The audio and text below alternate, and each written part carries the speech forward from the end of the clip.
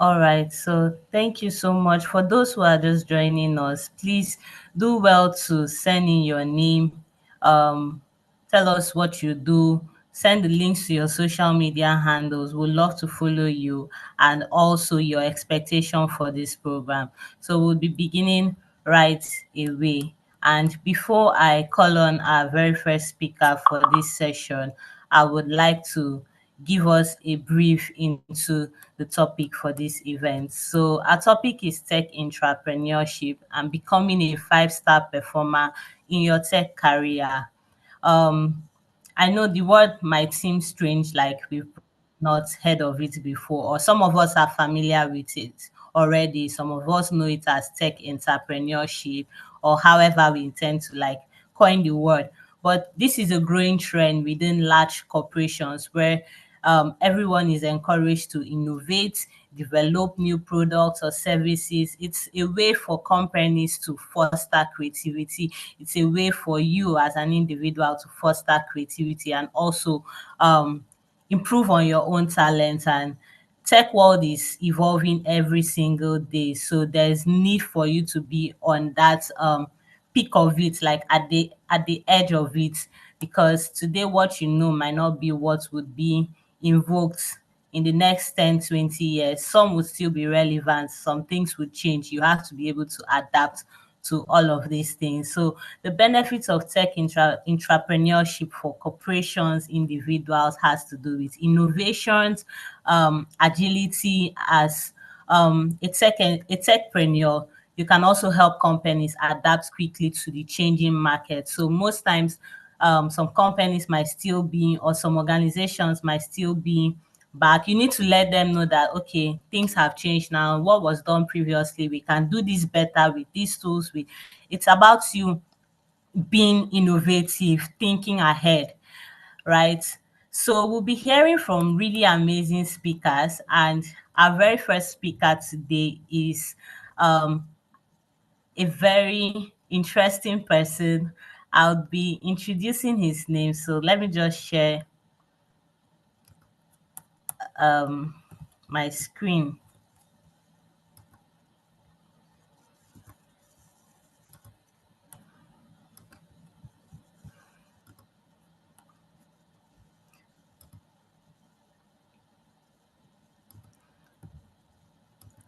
All right, so our very first speaker for today is Mr. Patrick Ndifon. He is a community manager for the world largest talent accelerator program, 3MTT Nigeria. He also specializes in product management and startup development for early stage B2C companies in Africa. He's dedicated to leverage on technology, innovation, and talent to drive growth and create significant impact within the entrepreneurial ecosystem. This is just a brief about Mr. Patrick Ndifon. I mean, if I want to start going into his bio proper, I'm not sure we'll leave here. He's really packed up with a lot of stuff, a lot of experience. He's really, really experienced. Um, I just got a message. There's a little network issue. So before we call our speaker, I would like to talk with everyone. I want to know your thoughts on this particular topic. What do you know about tech entrepreneurship or techpreneurship, anything related to it? So I'll be calling on a few names, because if I ask that um some of you should unmute the mic and speak, I'll probably not get any response. So I'm going to be deliberately calling on some people. This shouldn't be new to us. I know we've all been involved. Even if we've not been involved, we'll probably have thought or learnt or seen this somewhere. So I'll just be calling a few people to give us a roundup about on this topic. So I'm seeing Franklin Oji. Please, can you unmute and give us a little head knowledge on this topic, tech? What are your thoughts on it?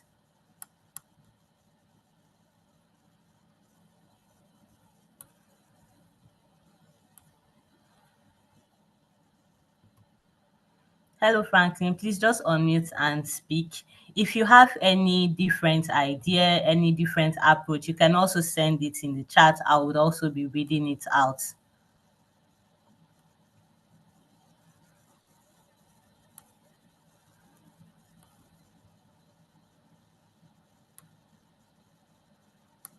Hello, Franklin, are you there? Hendrix, please, can you give us a roundup on this topic from your own point of view? All right. Hi. Good afternoon. Can you hear me? Yes, we can. All right. So from just above my head, intrapreneurship actually refers to acting or behaving like an entrepreneur while actually still within an existing organization, right? So it's kind of employees now trying to take initiative, trying to innovate, trying to lead projects, drive innovation, right, and grow from just within an existing organization. So some of the characteristics you actually see with people like this are that they are proactive. Yeah, they take initiative without being asked to. They just try to take risks. Yeah, calculated risks, and you see them taking up leadership roles, guiding others, and building support. And they also seem to have this characteristics of adaptability, kind of embracing changes, adapting to changes, and trying to pivot where necessary.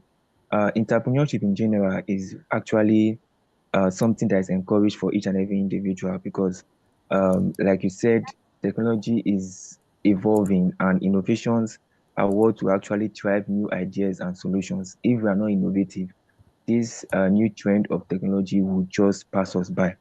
So it has a lot of benefit to the individual and even to the tech industry at large. There's more like a growth in the tech industry, and it all affects each and every one of us, both individually and organizationally. So yeah, that's just my little knowledge about the whole topic. Thank you so much for that, Hendrix. Thank you so much for that. Okay, still that is very good, but I'd like to hear from other people too. Um, Hi, Susan. Please, can you unmute and just give us a roundup on this? What do you know about tech entrepreneurship? Based on the topic, what are your thoughts on it?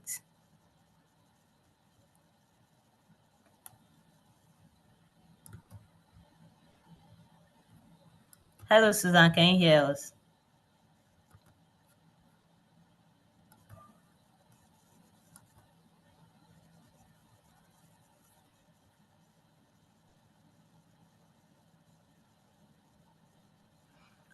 All right. Harriet, please, would you like to say something on this topic? What do you think about this topic? What are your thoughts on it? Anything? I mean, there's no wrong answer here. I'm not expecting you to give me a professional answer or a very sweet looking answer. I just want to drive conversation on this topic. So please don't be shy to speak. I don't if I ask that someone should unmute and speak, I'll probably get no response. So I'm deliberately calling at random. So please, Harriet, can you unmute and tell us a little bit about this topic? We'll still hear from our speakers, but I want to believe that, something really prompted us to attend this event. We were curious. So I want to know, I want to hear that curiosity. Harriet, please, can you unmute and speak?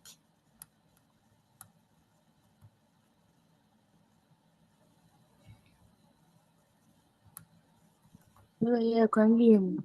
Yes, we can hear you.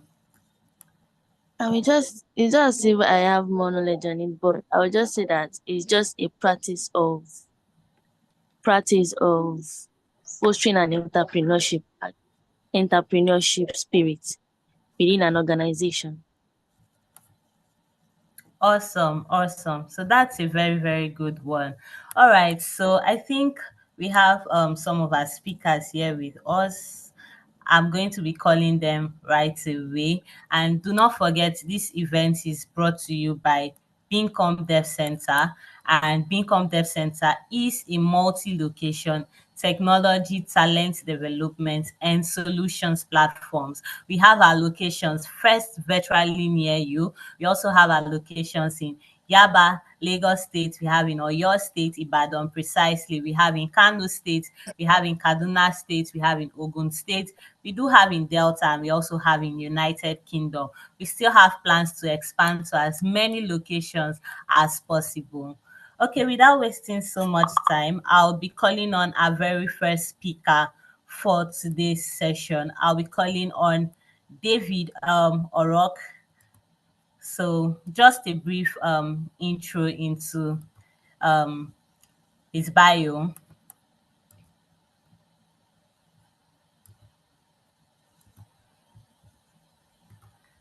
All right. So Mr. David is a tech entrepreneur and a marketer who is passionate about helping small and medium-sized businesses grow and scale their business affordably.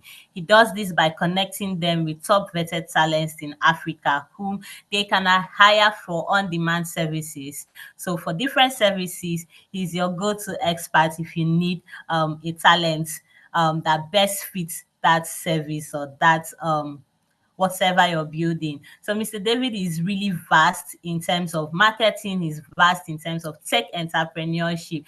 I think he would give us, this is just a brief bio or brief information about Mr. David. His bio is really large. Like if we want to go down into it, I'm not sure we'll be done.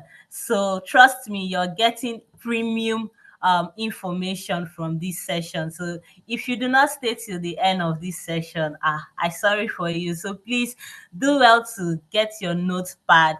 There will be a lot of learning. There's going to be a lot of information that you would not get on a normal. So you're getting it from experts in this field who have mastered the art of tech entrepreneurship. So please do well to get a jotter, get a notepad, and jot and then please ask questions. Drop as many questions as possible. We would have a session for question and answer, but please do well to take notes of them. And then when it's time for the Q&A session, would answer all your questions. And I expect that you would have lots and lots of questions for our speakers today. All right, Mr. David, please, the floor is yours.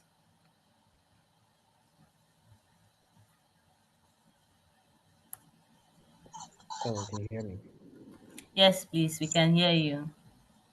Okay. All right. Thank you very much for having me here. Good afternoon, good morning, good evening to everybody. My name is David Orok, and I will be talking to you about something very interesting today. And I will be using mostly my experience, but at the beginning, I'm just going to, like talk about the topic itself. So yeah, I was given a topic, tech entrepreneurship, becoming a five-star performer in your tech career. Before I continue, actually, I would like to reintroduce myself. Yeah, because most of what Joy said earlier on is not part of what now for now. Yeah, so my name is David Orok, and I studied chemical engineering at the University of Nigeria, and I graduated in 2017. And before graduation, I already started my entrepreneurial journey in my final year because I needed to raise money for my final year project, which was about recycling lead from sports car batteries into organo-lead halide perovskite solar cells. Yeah, so it was a very expensive, project, and I needed money for it. And that was how for some reason, I figured out my my entrepreneurial spirit. Yeah, because I had to start finding I had to like, buy something, basically OTG flash drives from AliExpress. I bought it in bulk and then I sold it to students at a very outrageous price, and they bought it because because I know how to sell, like Joy said at first. Yeah, and uh I think that's actually how my entrepreneurial journey started, because I was faced with a huge problem of not having enough money for my final year project in my bachelor's program. And so I had to find a way to hack some money and then, use it for my project. And that was how I discovered that, okay, for real, I am actually, I'm a natural entrepreneur, like born with it, I believe. Yeah. So, uh, and then after that, I went ahead to launch another startup called Rocky Shelf, which was more like an online directory for finding and downloading university study materials. Yeah, and then, well, I had to pivot from that to something else because that's what entrepreneurship entails. Although today we're going to be focusing on intrapreneurship. Yeah, so I had to pivot to Space, which was more like a co-working space solution for Nigerians. Yeah, to easily find like a co-working space nearest to you. I built that for like 3 years, and eventually I actually had like my own personal co-working space in the city of Uyo, which I ran for some time before I finally decided to go back to school. And I got a fully funded scholarship for an MBA at Quantic School of Business and Technology, USA, which I did for 13 months and got the MBA, certification. And in the middle of doing the MBA, I also got another fully funded scholarship for Master's in Technological Entrepreneurship at Innopolis University in Russia, where I stayed for 2 years, studying how to build technological companies. And actually, recently, I just graduated from the program. And yeah, so that's like the summary of most of the academic things I've done and some part of the entrepreneurial stuff that I've done. Particularly now, I'm focused on teaching people how to build mobile and web apps without coding through my startup called No Code Africa, where I basically provide trainings on how to build mobile and web apps without coding. Yeah. And I'm also an employee, right? Yeah, that's going to be a bit different from your traditional entrepreneur story because most entrepreneurs are just full-time entrepreneurs. They are, working for their business, which is a good thing, right? But I'm actually a very different entrepreneur. I'm actually an employee at Support XDR. Yeah.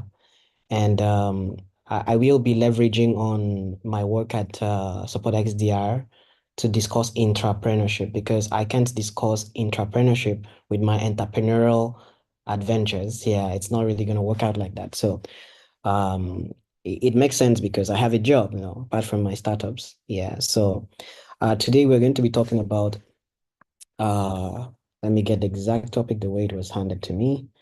So we're going to be talking about tech intrapreneurship, becoming a five-star performer in your tech career. So I have a couple of things I'd like to share, but we might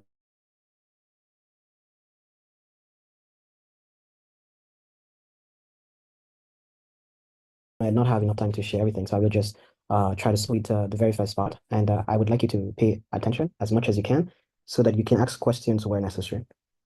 So another way to actually coin the topic that I was given is to say how to excel and stand out in the tech industry. This is just another way.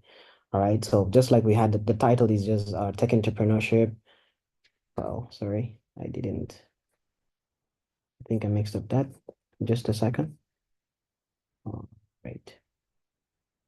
Okay, so another way to coin the topic is actually how to drive innovation and excel within your organization. Yeah. So your organization being your workplace, like where you're currently working, because entrepreneurship is like, different from entrepreneurship, right? So as an entrepreneur, you're just identifying, problems inherent in your environment, in the ecosystem that you find yourself, and then you begin to iterate solutions to those problems, right?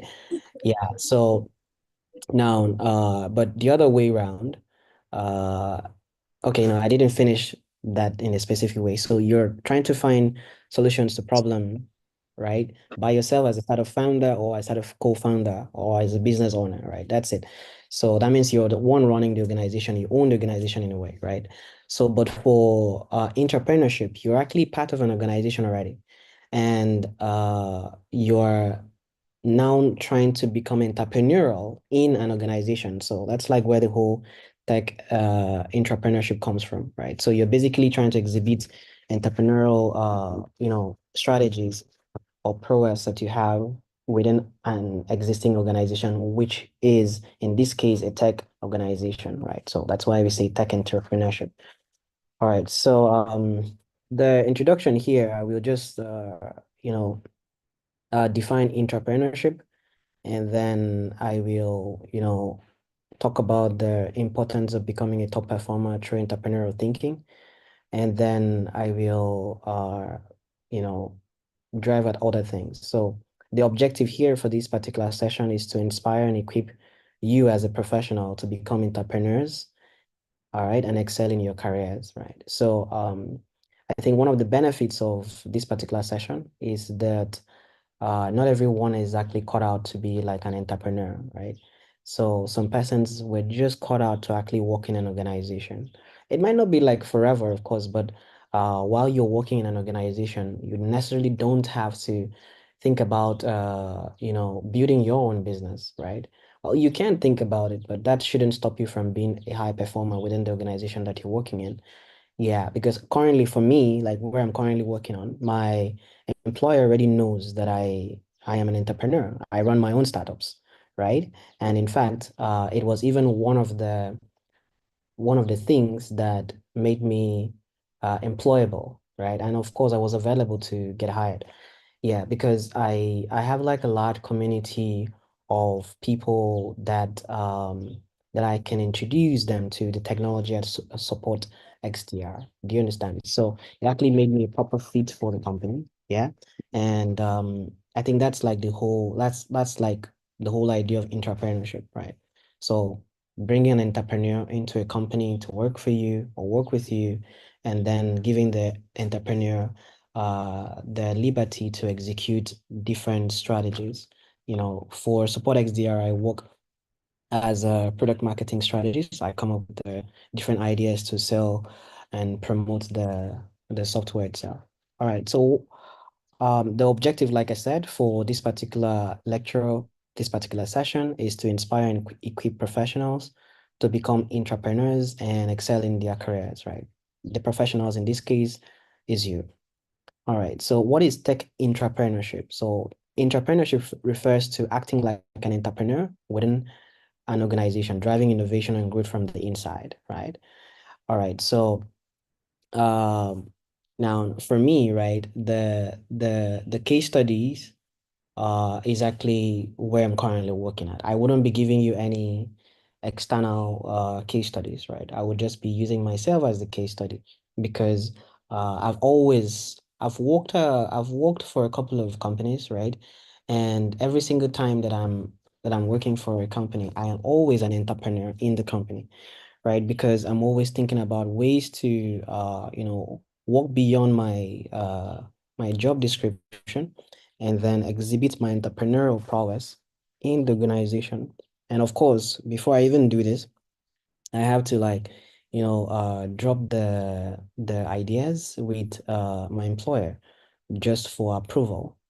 All right. Although sometimes, depending on who your employer is, you can actually go ahead and execute things and just present the results. As far as it doesn't hurt the organization in any way, that means you're getting reasonable results. Yeah. So let's look at why entrepreneurship matters in tech.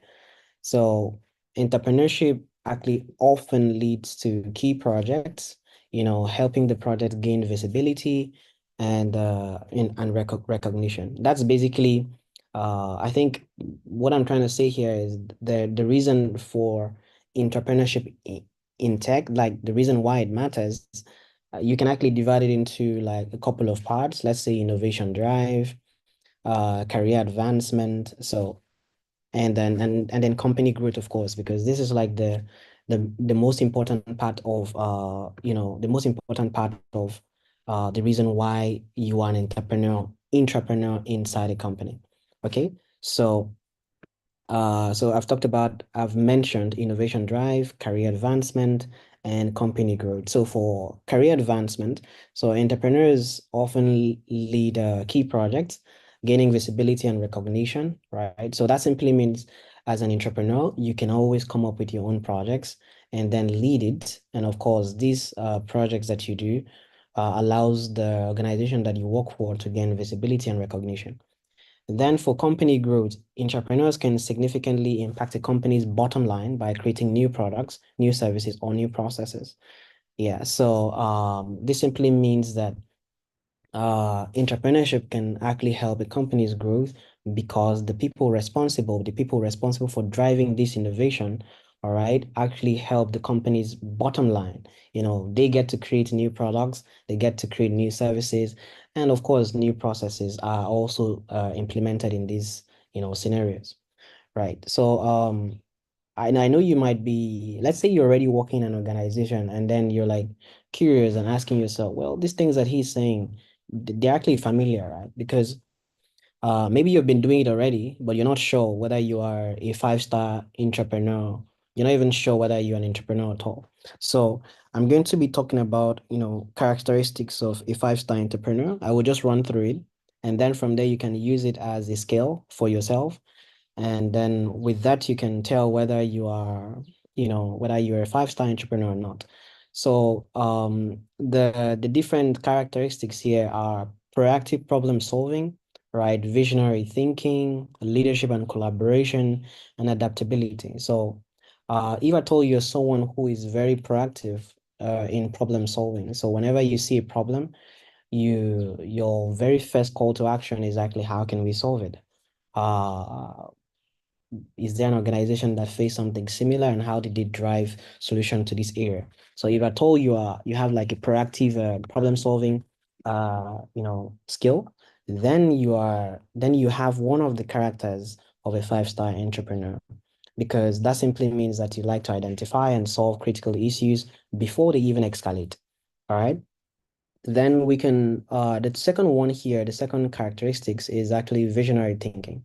So visionary thinking here involves seeing beyond the current states to future possibilities. So if I told you're someone like myself, I like to think about the future a whole lot because there is no like it's good to live in the present, right? Yes, but think about the future, jump a little bit, time travel. We don't have time travel possibilities yet, but as human beings, we can foresee and create some sort of extensive forecast with regards to what is going to happen tomorrow. It might not be an exact thing, but there is a huge tendency that you're going to like figure out what will happen tomorrow. Like I think they call it extrapolation in mathematics, in physics, and all of that. So you try to get some few variables or few coordinates on your graph, and then you draw a line in the middle of it and try to project the possibilities in the future. Yeah, so let's say you're a visionary thinker, right? So that means you also have one of the four characteristics of a five-star entrepreneur. So then another one is leadership and collaboration. So that simply means you like to lead projects, you like to motivate teams, you like to collaborate across departments. That means you also have that characteristics of a five-star entrepreneur. And then adaptability, you get to thrive in changing environments. Maybe they switch you from one department to the other. You still tend to thrive in it because you're a five-star entrepreneur. All right, so I have mentioned proactive problem solving, visionary thinking, leadership and collaboration, adaptability. You need to get back in that house. No, I'm saying like, okay, I'm gonna work. So y'all talk about my shorts, but my shorts. Sorry, I'm hearing noise from the session. Okay, all right, thank you, Toby, for muting yourself. Okay, so I will just continue talking.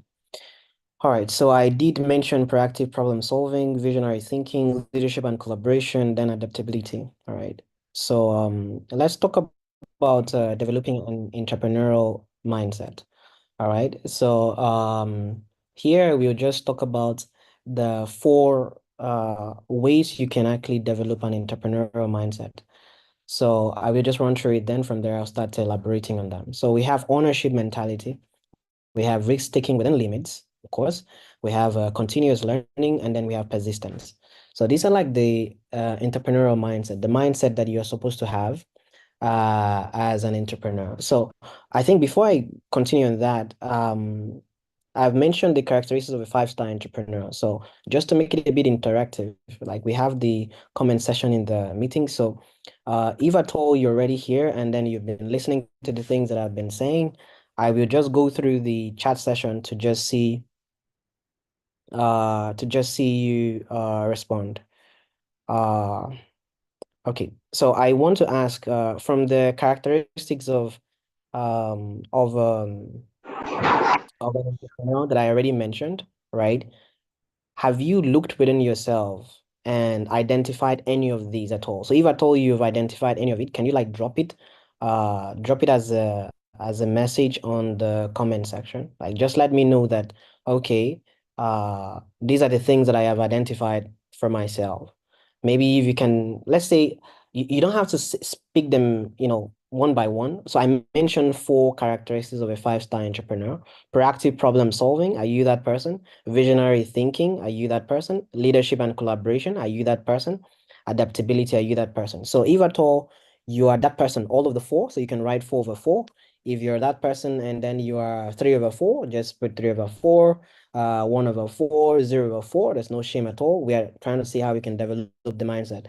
Now, I want us to run through this activity just before we go ahead in the next part of it. So just drop on the comment section. I will see it. 3/4. I've seen 2/4. So just drop as many as possible.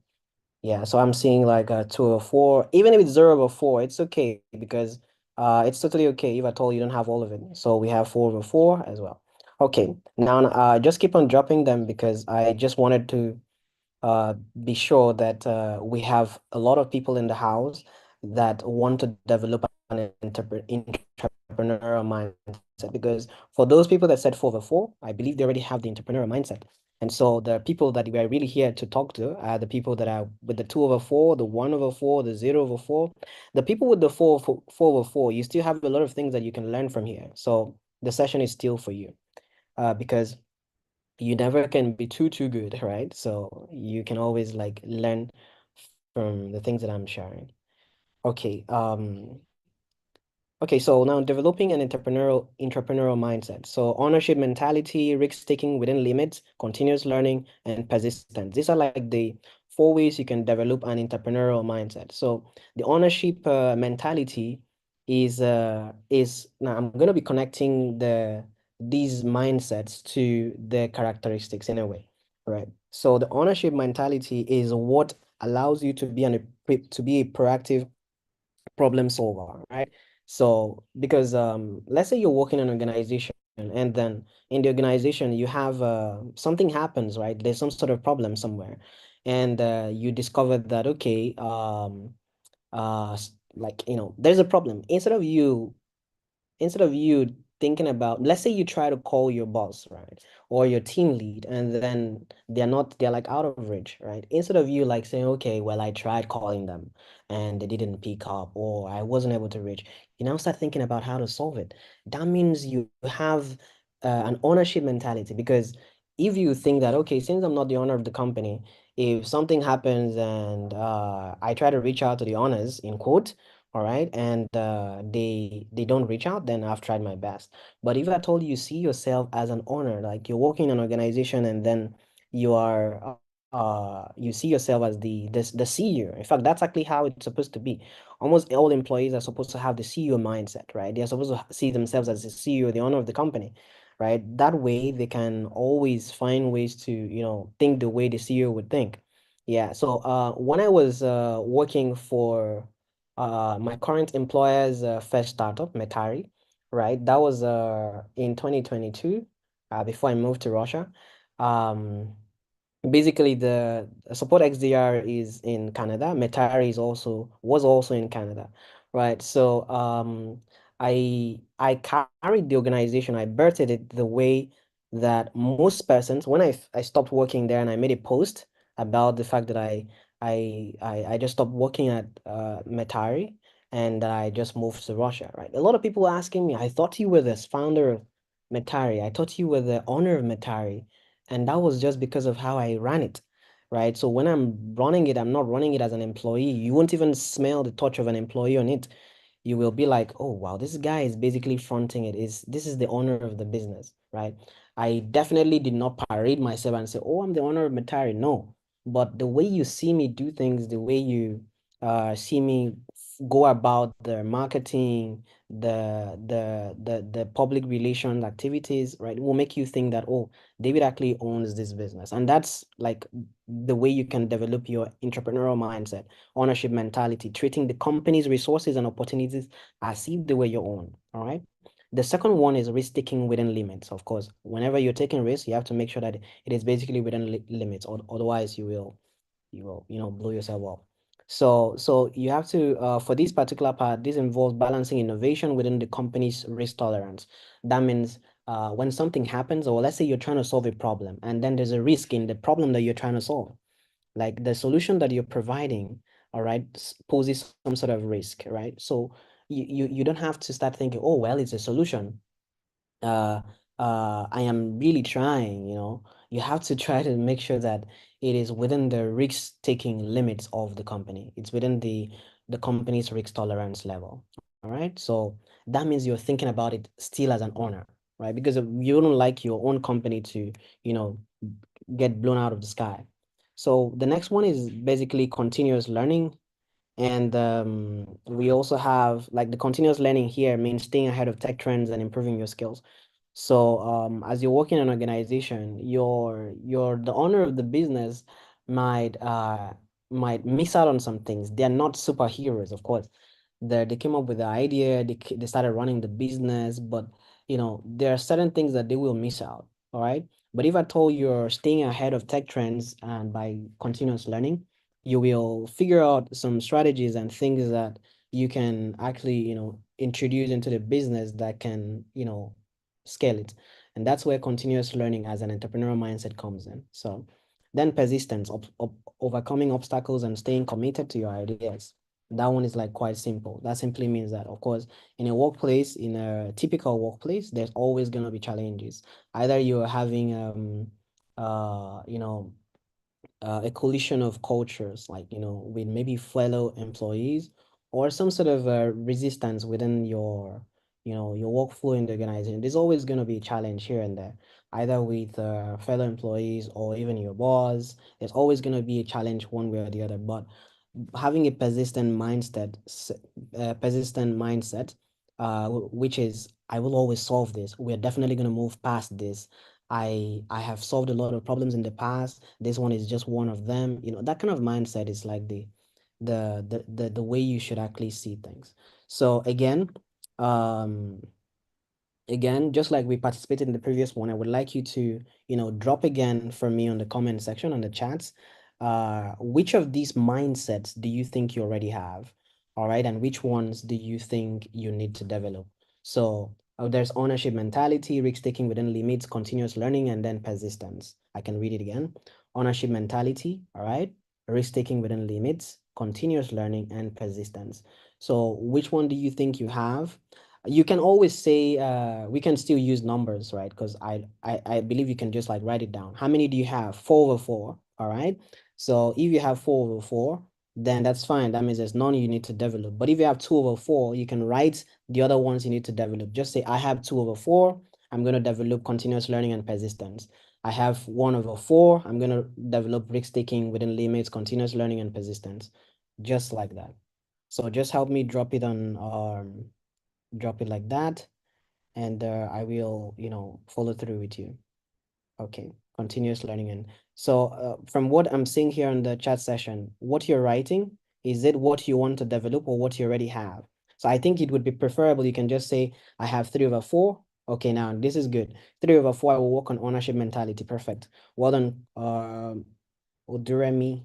Yeah, I hope I didn't murder your name. Yeah, so we can get like more responses from other people, right? So just like drop what you're currently what your ranking is per se. How many of these mindset do you have, and the ones that you're going to work on? It's just going to help you be accountable, right? It's not really like we're not marking anything here. It's not an assessment. It's just for you to like publicly declare what you want to work on, and then maybe somehow you can make a screenshot of it and keep it for yourself that you're going to work on it. So Daniel said, I have 3/4 will develop ownership mentality. Perfect. I have 3/4. I will work on persistence. Victory, and then working on risk taking within limits and ownership mentality. Perfect. Thank you very much to everyone that participated.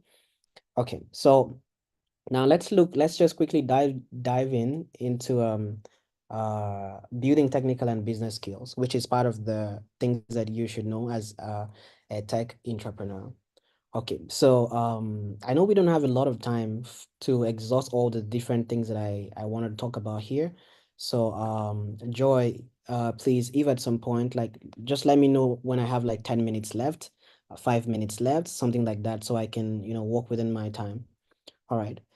Thank you very much. So here we're talking about building technical and business skills, right? And then just like I've been talking about it, I'm dividing it into different parts. So building technical and business skills, I'm dividing into 3 parts here: innovation techniques, business acumen, and technical mastery.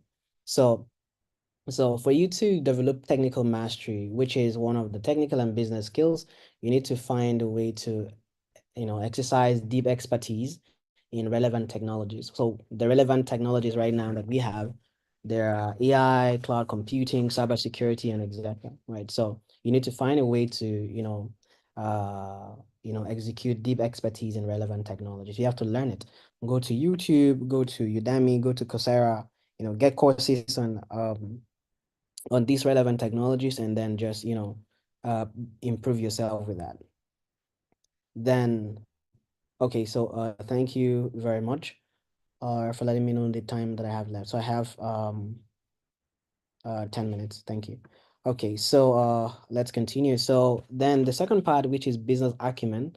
Business acumen here involves understanding market needs, business models, and how your ideas fit into the company strategy. Now, so in this case right now, you need to understand that you are basically an entrepreneur, right? So you're trying to see how you can, you know, solve a problem within your organization. Yeah. So that means you don't just do it like that. You have to make sure that you develop some sort of mindsets, right? Not just mindset, sorry, skills in this sense, right? There's a mindset. Mindset is there, it's basic. Then you now need the skills. So for you to be able to really be an entrepreneur, you need to develop these skills like I mentioned. First one is technical mastery in relevant technologies, AI, cloud computing, cybersecurity, etc. And then the other one is basically the business acumen, right? So business acumen here is everybody in a business, in a company, in an organization should actually be a business minded individual. Yeah, including the gate man in the company, right? So including the cleaners, right? Every single person is supposed to be business minded, because your gate man can actually stop the gate man in the company can actually get to stop that company from getting like a very big contract. Because for instance, let's say a client comes and then he wants to basically sign a contract with the company, and he comes, he stays at the gate, and then he blows the horn of his car. The gate man is sleeping, and then maybe somehow the gate man hears the horn and comes out to open it, and then, well, the client is the one with the money, and he might actually have a very dirty character, possibly, I mean the client. So he might just, release lots of negative words on the gate man. You're so stupid, why didn't you open the gate? What kind of company is this? I came here to invest. And then the gate man is like, man, he returns back, retaliates with lots of negative words, and hurts the client also, and the client goes back home, with the money that the client came with. So now that simply means that even the gate man himself, or a gate woman, however, right, actually is supposed to be like a business-minded person. So your customer could actually, say lots of crazy things to you, and you still, find ways to politely respond to these things, right? That's why every single person in the company is supposed to be working in the customer care, right? So everybody is supposed to be caring for the customer. So yeah, so business acumen, very important. Then innovation techniques. You have to apply methodologies like design thinking or lean startup within the organization. So design thinking will actually help you to, you know, okay, someone has unmuted himself or herself. Okay, so applying methodologies like design thinking or lean startup within the organization is actually one of the innovation techniques that can actually help you as an entrepreneur. I wouldn't talk so much about that. So I would have loved to talk about how to identify entrepreneurial opportunities. Okay, I think I'll just run through it since I don't have a lot of time. So how to identify entrepreneurial opportunities within the organization. You have to find so basically, again, I'm dividing it into three parts: problem identification, market trends, and resource leverage. So under problem identification, like trying to identify problems, you need to find inefficiencies within your organization, the gaps, the unmet needs within the company that you're working for. All right, that way you can actually, identify an opportunity. So then for another way you can identify an entrepreneurial opportunity within your organization is market trends, where you align your ideas with emerging industry trends or customer demands. Then the other way is resource leverage, utilizing existing, resources and let's say such as technology or talent to innovate. Okay, I'm just going to run through that. Then networking and influence within the company. Well, this is also a very good thing to talk about in a topic like this, because for you to be like a very good entrepreneur, you're going to have to learn to not work alone. That means you need to build and foster relationships in your workplace. And so that's where networking and influence within the company comes to play. So you need to learn how to build relationship, networking across departments to gain support for your ideas, but ideas you want to execute in the company. Right? You need to learn influence tactics. You need to learn how to effectively pitch your ideas to decision makers in your company. It could be your team leader, it could be the CEO, the operations person, the financial person, the CFO. So then another one is seeking out mentors who can provide guidance and open doors for you within your organization, right? Or it could also be out of your organization, yeah. So when you're trying to do something within an organization which is already like a stable environment, they have it's a company. So for some reason, they have identified a workable, scalable, achievable business model. So they're doing fine. You're not supposed to introduce something that is going to end up uh, deleting or, causing harm to the revenue generation system of the company. So what you need to do is have a mentor that can tell you, okay, let's do this thing in a controlled environment. Like let's create a controlled experiment and then run this your innovation, this your idea, and then see how it works without hurting the company in any way. Because some very small, tiny things that you do can actually get to destroy the company. All right, so we have I've talked about networking influence within the company, case studies of successful entrepreneurs. I wasn't really going to jump into lots of case studies. Just like I said at first, I was going to use myself as a case study. So I will just jump straight into the next one, steps to becoming a five-star entrepreneur. I will just run through the steps, and basically we have like 5 steps. There could be more steps, all right? So, but this is the number of steps that I think can actually help you become a five-star entrepreneur. All right. So one, set clear goals, right? Now you have to think about this from the perspective of the idea that you're trying to execute in your organization. So don't forget, entrepreneurship is more like trying to be an entrepreneur in a company. That means you haven't, entrepreneurs always have ideas to a particular problem that is in the organization. So now that you have the idea and you want to solve it, you've reached out to mentors, you're fostering relationships to help push all of that, you need to start doing all of these fives, right? You're going to set clear goals on how you're going to, achieve this thing. You're going to define what success will look like in your role as an entrepreneur, right? So you're going to have to take initiative. So the first one here is set goals. Second one is take initiative. Don't think too much about it. After you've made sure that it's actually a controlled experiment that you're about doing, all right, you need to take initiative, volunteer for projects that align with your ideas and passions. And then, of course, we already mentioned what I'm about saying, cultivate a support network, build a support network, including mentors, decision makers in the company, so you can, always rub minds with them and see how you can push this innovation that you're trying to bring within the company forward. So then we have deliver results, and here you're going to be focusing on execution and delivering measurable outcomes. So you're not going to be thinking about doing things that are too vague. You can't start saying, okay, well, the company is currently in New York, for instance, or is currently in a city in Ghana, and then you're like, okay, let's go to the entire world. Well, that's exactly very good. It's good to be ambitious, right? Yes, but it is not measurable, all right?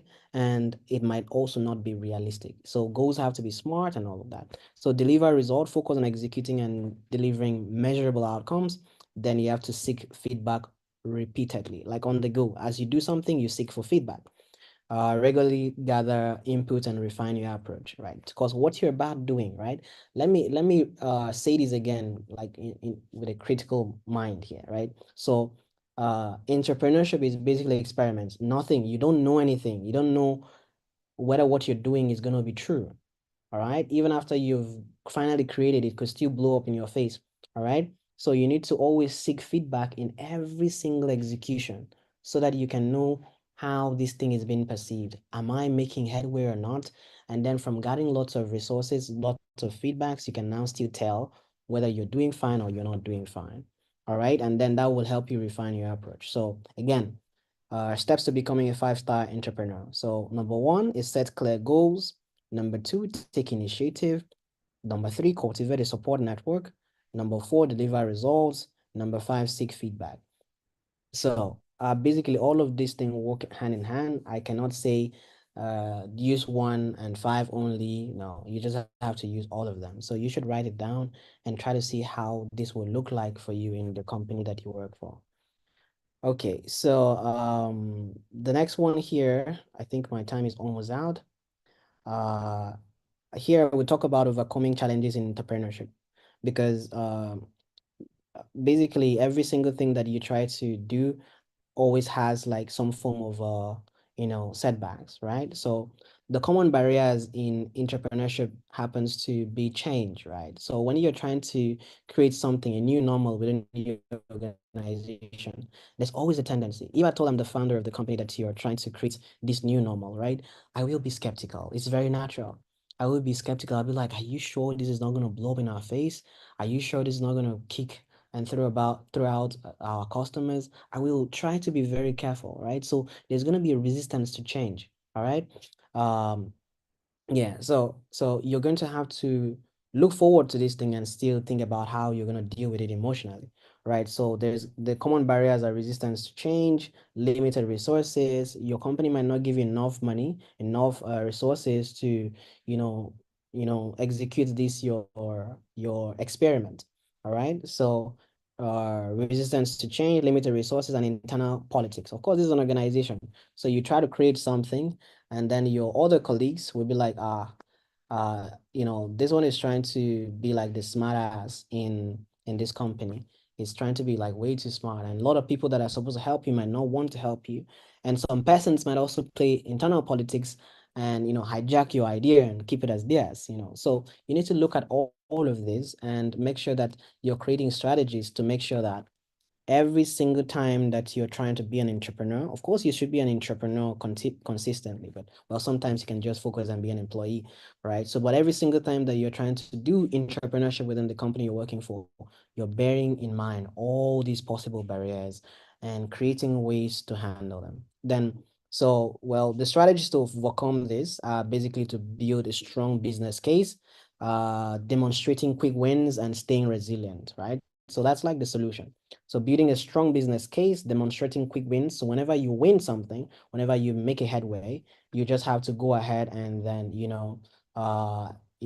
demonstrate those quick wins really fast.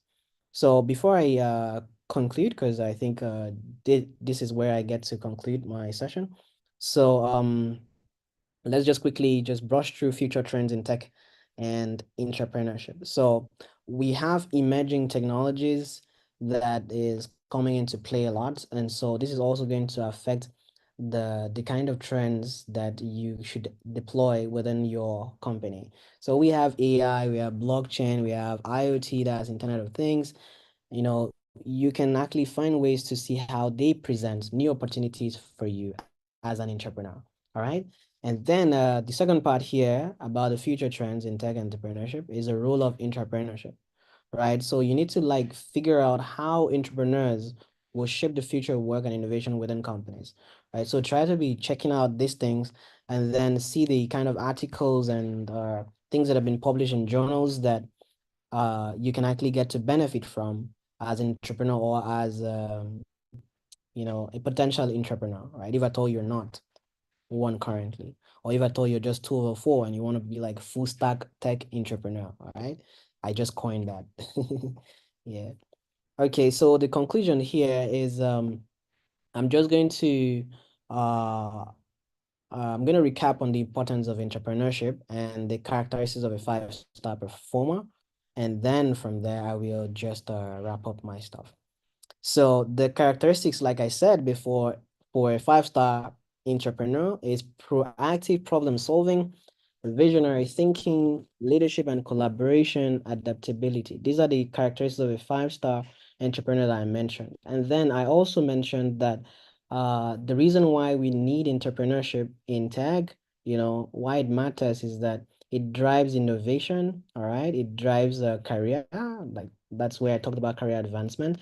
It also drives company growth. So if at all you want your company to make more money, you want your company to hire new employees, if you like to, make friends with new employees, then you need to be a very good entrepreneur, because that way your company's growth is going to scale up and your company is going to hire new people and you're going to end up meeting new people. So career advancement, innovation drive, and company growth are the reason why we need entrepreneurship in tech. Okay, uh, then the last part here is how to develop the entrepreneurial mindset. These are the only things that I'm just, stating again. So you need to develop an ownership mentality, risk-taking within limits, and continuous learning and persistence. So the funny thing is that if at all you develop the ownership mentality and then you're like very active on it, you're going to somehow be able to execute the remaining part, because as an owner, you're taking taking risk within limits, you're always learning, and then you're always persistent. So even if all you just do is develop an ownership mentality, you've done enough, you've done all of the remaining three. Okay, so I think that's about it. And the thing I would like to say here as my closing remark is that I really, really encourage you to ensure that you have mentors. Try to reach out to people who are currently entrepreneurs within the company that they're working for. All right, so you need to find a way to reach out to them. If you don't know anybody, you can connect to me first. All right, and because I know that you will be company.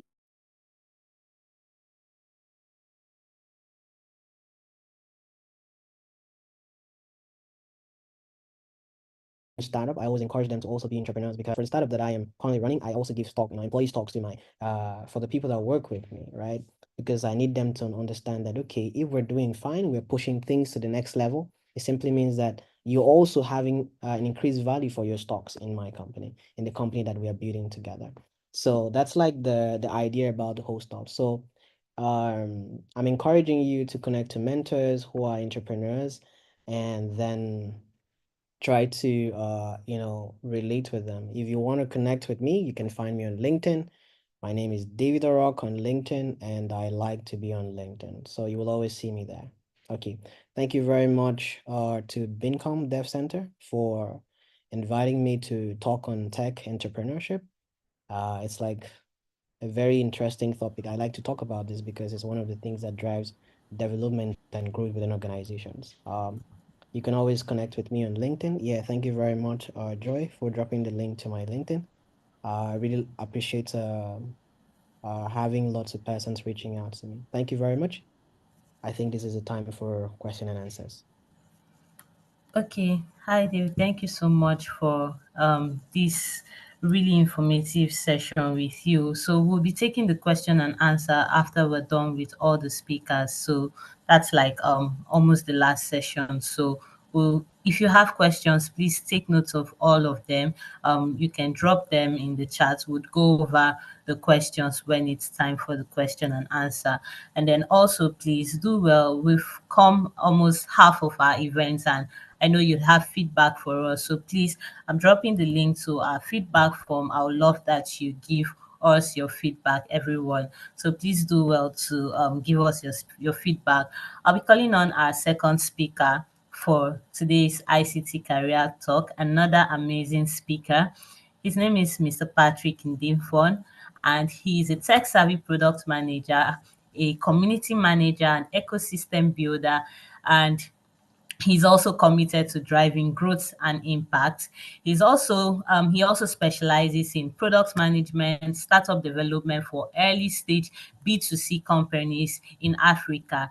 So please let's welcome Mr. Patrick Ndifon to the floor.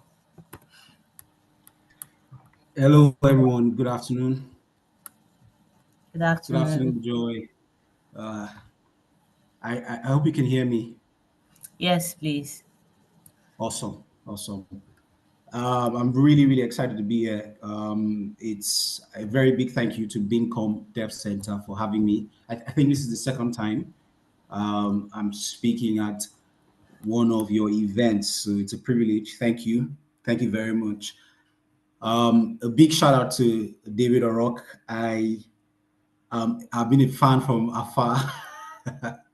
I think I've taken one of your no-code courses. It's very rich. Thank you so much for your session as well. A lot of very key insights in it. All right. So I'm going to be talking about. So again, the topic is becoming a 5-star performer in your tech career. Tech entrepreneurship being the core objective here. So what I'll be talking about will be, I call it strategic disruption. All right. Innovating boldly without compromising your career. Because when you hear about entrepreneurship, you know, like David said, you're going to be faced with a lot of obstacles and barriers within the organization as you try to express your entrepreneurship abilities and capabilities, right?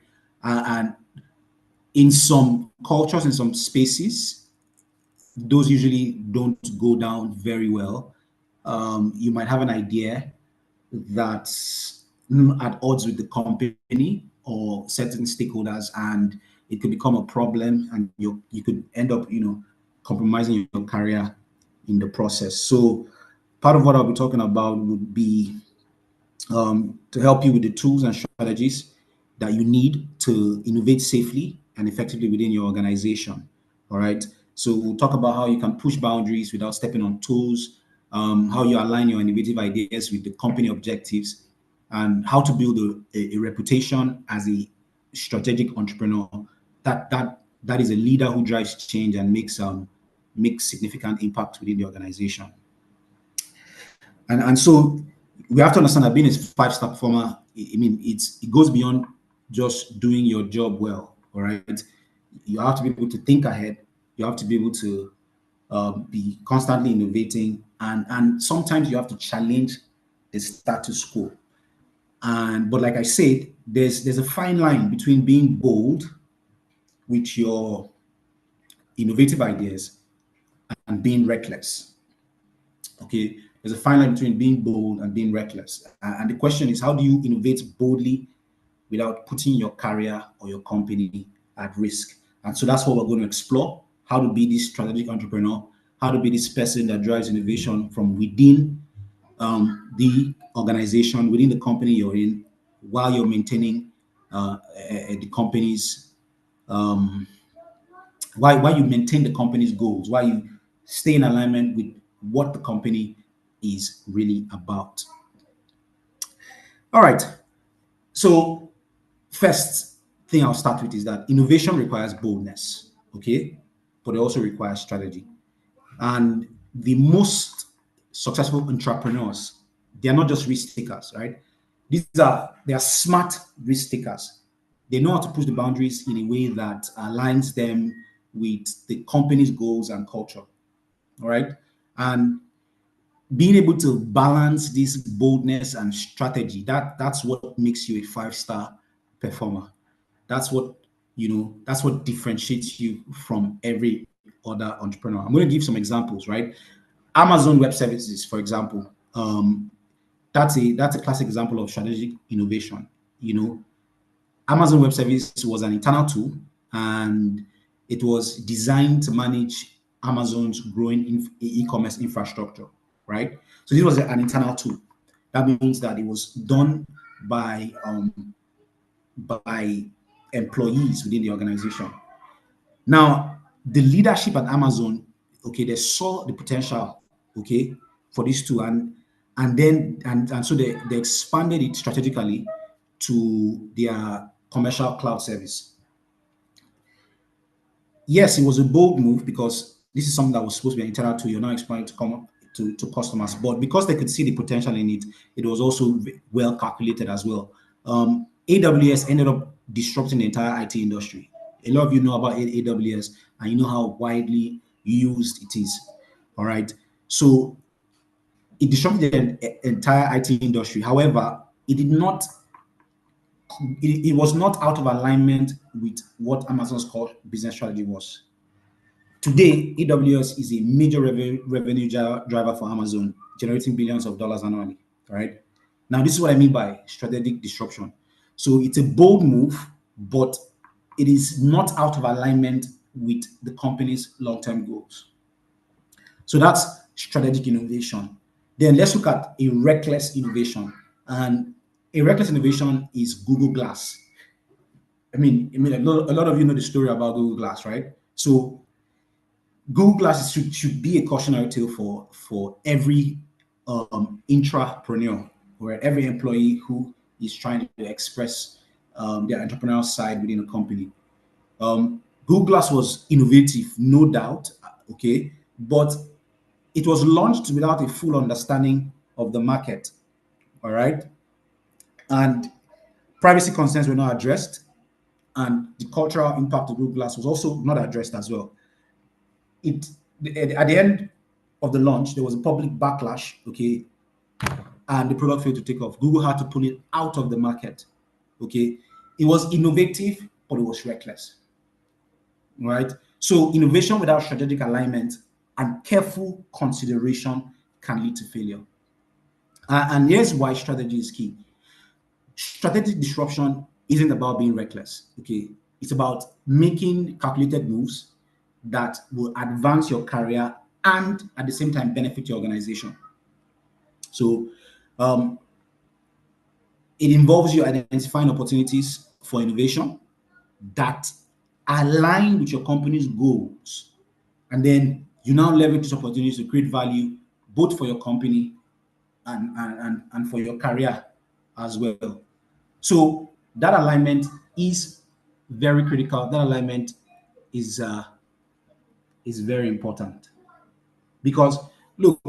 So I'll give you an example for something I always try to do with my current role. So I'm the 3MTT community manager for Cross River State, and whenever there are projects, so I always look for projects that align with my my core strength, which is product management and entrepreneurship related stuff. So as much as I can, I make sure that I'm contributing to those ideas and seeing how those projects can succeed to drive the objective of the 3MTT program. So that way, I'm bringing my already existing skill sets to make that project succeed. I'm learning in the process because that project within the 3MTT program is being done at a massive scale than if I do it as an individual. So I'm also learning in that process learning the process of having to execute something, this kind of project at a large, or what I say, a massive level. Okay, so I'm learning in that process, and the outcome are things that I can add to my own personal or my own career portfolio and say, look, I did this thing, okay, and this was the results I get. Yeah, I drove this level of success for the company, and I also gained these skills in addition to the to what I already possess in terms of my career. So you have to identify opportunities that align with your company's goals and leverage them to create value for your company and then for your own career. So to go deeper into aligning innovation with organizations' goals. So to innovate strategically, you need to have a deep understanding of your company's vision, goals, and challenges. Um, Once you have a deep understanding of your company's vision, the goals and challenges, right, it's easier for you to see where you can innovate, where you can come up with new ideas, right? This knowledge allows you to position your innovative ideas in a way that supports the company's overall strategy, right? So it's beyond just coming up with a great idea. It's about ensuring that your idea is relevant and valuable to your organization. So how do you align your ideas? Well, when you come up with an idea, the first step is to see how it maps to the company's strategic goals. Okay, you might ask yourself a question like, how does this idea help the company achieve this objective? All right. So if your company is focused on improving customer experience, um, you want to frame that idea in a way to enhance that experience, right? And whether it's through a new product feature or a process improvement or technology, like, it's very important that you show how your innovation supports the company's priorities. So how can this thing that I want to create, how can it help, improve customer experience from point A to point B or whatever it is? So map your ideas to strategic goals. Secondly is collaborate with stakeholders. Um, Oftentimes, it's usually the employees that are the bottom of the chain of hierarchy, right? That are very would come up with some ideas for the company, and it's difficult to now start. How do you now get that idea to how would I put it, to go past maybe top level management and stuff like that? And this is where collaboration is very important, right? Collaboration is crucial to ensuring your innovation aligns with company goals. Engage with stakeholders early in the process to get their input and buy-in. So once you have an idea, start engaging with stakeholders early. Let them know, okay, that this is what you want to do, and try to get their buy-in early on. Don't just spring up a solution on them. Let them know the problems you've identified and walk them through the process of how you're solving that problem week by week, day by day, if possible. Engage the stakeholders early in the process to get their input and buy-in. This might include managers, your colleagues from other departments, or even customers. When you collaborate, you can refine your idea, you can address potential concerns, and it's a way of co-creation where you're involving all these people in transforming that idea into an aligned solution. So by doing this, you're likely to get a broader support for this solution that you have envisioned. And then thirdly, so we've talked about map your ideas, strategy goals, collaborate with stakeholders. Thirdly, present your ideas in the right context. Present your ideas in the right context. So when presenting your idea, right, it's very important to articulate how it aligns with the company's objectives. All right.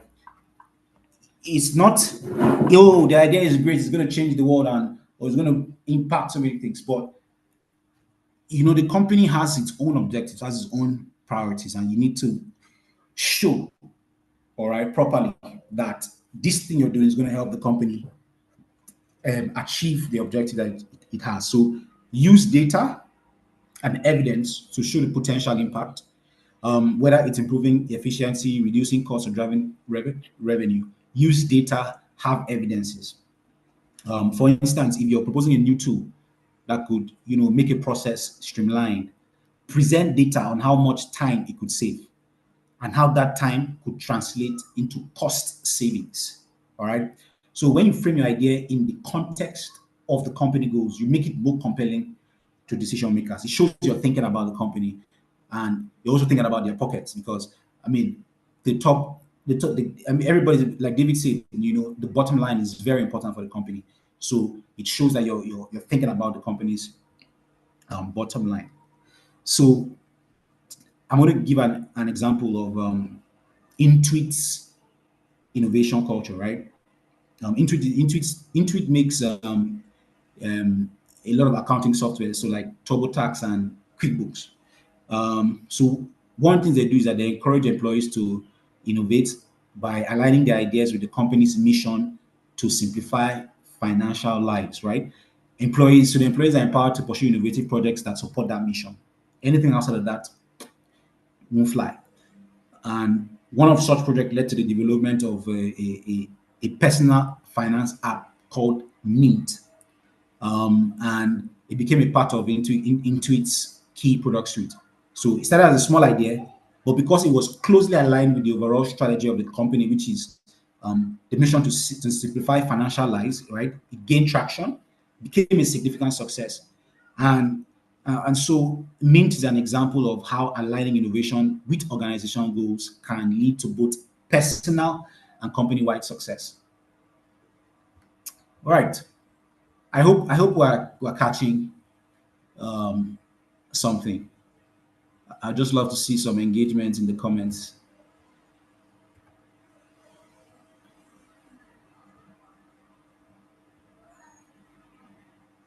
Awesome. Thank you, Hendrix. Thank you, Hirat. Awesome.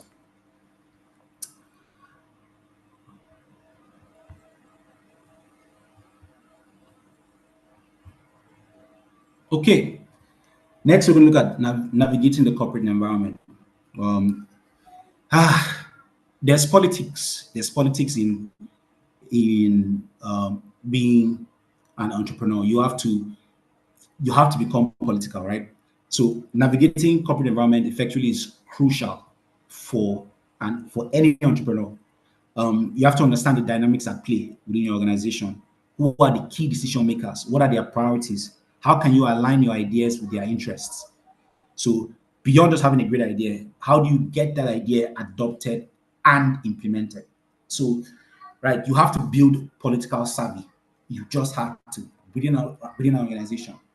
You have to make friends. So some of the strategies, right? One, identify key stakeholders. Every organization has key stakeholders who influence decisions.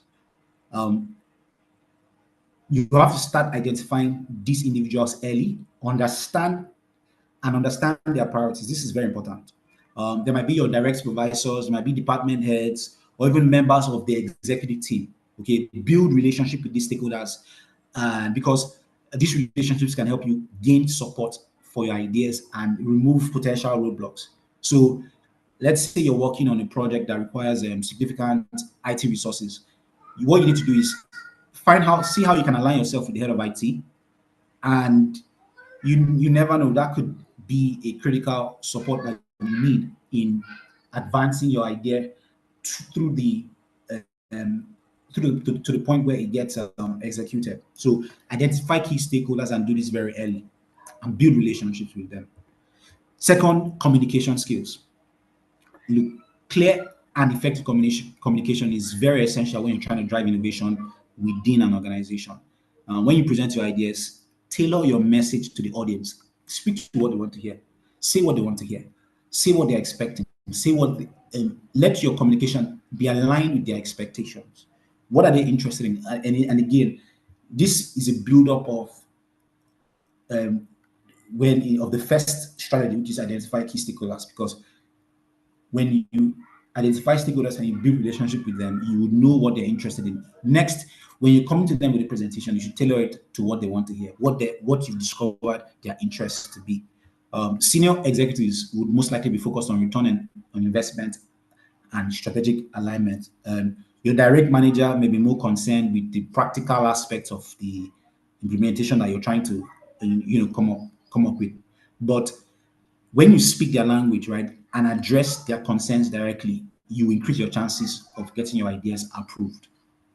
So it's very important. Third, you need to anticipate. The third strategy is anticipate and mitigate risks. So innovation is not without risks. There is always some level of risk, but you can actually mitigate this if you're well prepared, right? Research is something that's usually on the mind within our space. Research is not just important to an entrepreneur, but it's also important to an intrapreneur as well. So conduct thorough research, anticipate potential objections. Like you need to cover the entire base end to end of whatever idea that you've come up with and be able to answer them. and develop contingency plans, because your executives, or the people you're going to be presenting these ideas to, they know a lot. They might act like they don't know, but they know a lot. Most of them will be the people that have built the company that you're working for. And I assure you that they would have a greater, maybe a better view of where the company should be going than you. And so you want to do your research as being in depth as possible, so that you can make a strong presentation. If you can show that you've considered the risks and that you have a plan to manage them, you build trust, you build credibility as well. So, for example, if you're proposing a new tech solution, be open and prepared to discuss potential challenges. Potential challenges with integrating that solution into the existing system, or with user adoption. So be clear about those challenges and state explicitly how you're going to address them. An example is Microsoft's transition from traditional software sales to cloud-based service, and this was under Satya Nadella's leadership. All right, so he understood the importance of cloud computing early on, and then navigated the corporate environment to shift Microsoft's focus. All right, so he aligned the strategy with the company's long-term goals, gained support from key stakeholders, and then communicated the vision effectively. This strategic decision basically rejuvenated Microsoft, right? And then Microsoft is now one of the leaders in the cloud industry, and that's not where they started from. A lot of their solutions nowadays are deployed through the cloud. All right, so Nadella didn't just innovate; he did it strategically. He aligned his vision with Microsoft goals, and he I don't know, he politicized his way through the corporate environment. Let me use that word, right? He had political service, spoke with stakeholders and everything, which eventually made the vision possible. So that political savvy is very important if you want to be successful as an entrepreneur and also advance your tech career. The last two things, so there are just two things if I conclude. The next one is delivering results consistently, and this is around building a reputation as a strategic entrepreneur, right? So if you want to build a reputation as a strategic entrepreneur, you need to deliver results consistently. It means not only coming up with great ideas, but also executing them effectively and demonstrating their impact.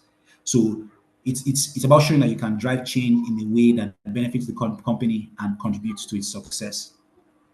So how do you ensure that you deliver results consistently? Here are key tactics. One, start small and scale. David had talked about the lean startup model. We talked about things like design thinking and stuff. These are very important tools to help you start small and scale. So begin with small, manageable projects that are aligned with your company goals, right? When you successfully execute those smaller projects, you will have credibility, all right? And you would lay the foundation for tackling larger, more ambitious initiatives. Don't just jump for the bigger projects, start from the smaller projects. So if you identify a process inefficiency in your department, you can start with a pilot program, okay, that shows the clear benefits. If the pilot is successful, you can then scale it across the organization. This approach reduces risk, but also helps you build a track record of progress. So the lean model, this basically models or replicates the lean business model, which is build, measure, learn. So you build something small, you measure, you learn, and you keep doing that cycle. And as you go through the cycle, the idea that you have scales with every cycle that you go through. So one, start small and scale. Two, document and share success stories, right? Keep a record of your successes and the impact you've had in the organization, because when you document this, it not only helps you track your progress, but it provides tangible evidence that you can share with stakeholders and decision makers. I mean, if your product, let's say your product achieved some increased level of productivity, right?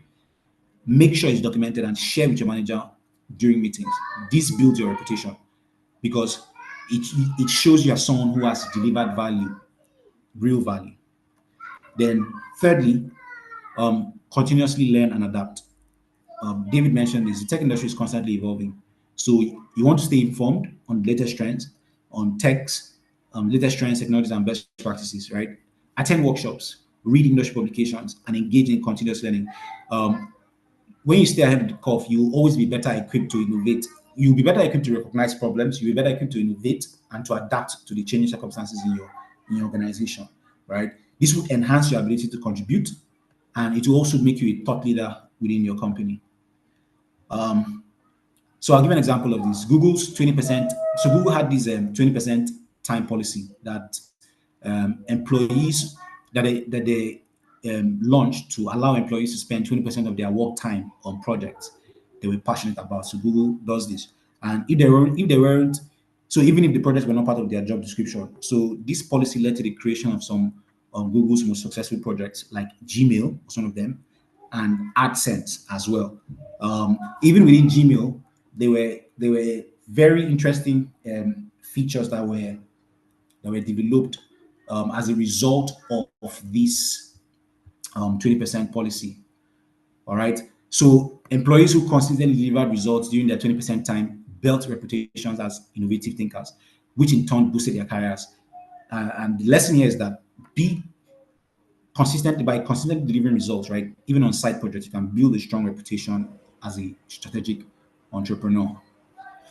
The sixth point, again, is the ethical considerations in strategic disruption, right? Innovation has to be balanced with integrity. Okay, as you push boundaries and as you innovate, it's very important to maintain ethical standards. Strategic entrepreneurs understand that success is not about achieving results alone. So, in as much as we want you to achieve results, you have to do them ethically. Okay, ethics should be the core of your decision-making process, especially when you're pushing for disruptive changes. Everybody's excited about disruption, but sometimes a lot of people do not do things that are unethical in the name of trying to disrupt and trying to achieve results to advance their company and their career. Some key ethical principles. One is transparency. So you have to be transparent about your intentions and methods. Okay. When you're proposing or trying to implement a disruptive idea, ensure that the stakeholders are aware of the potential risks and benefits. You know, I've heard of cases where someone's trying to innovate within the company and then they're not very transparent about how they're going about the code that they're building and those kind of things. And it's particularly in fintech, it has usually resulted in massive amounts of money leaking through the company's products because whoever designed that feature was not transparent about the process, did not have people to do oversight and check to see that everything is working accurately. Transparency builds trust. It ensures you're aligned with the company's values. So, for example, if you're working on a project that could significantly change how your team operates, communicate it openly about the potential impact and listen to feedback from those affected. Another ethical principle is respect stakeholders. It's not your company, so there are stakeholders involved, are people higher than you. Consider the impact of your innovations on all stakeholders, including employees, customers, and the broader community. Avoid innovations that could cause harm or create unintended negative consequences. Now, if your innovation involves data collection, ensure that it respects privacy and complies with relevant regulations. I mean, it's very essential to balance the pursuit of innovation with the well-being of those it affects. A lot of times companies just release things and, it ends up exposing a lot of their data that shouldn't be exposed to the public. So you have to put these things in place, respect the stakeholders that you're building this solution or idea for. And then thirdly, long-term thinking. Think about the long-term implications of your innovations. While short-term gains are important, right? Strategic entrepreneurs focus on creating sustainable value. That means that you need to consider how your innovations will impact the company, will impact employees and customers over time. So if, let's say, you're developing a new product, consider not only its immediate market impact, but also how it will evolve and adapt to future trends. So an example of this is Apple's stance on privacy.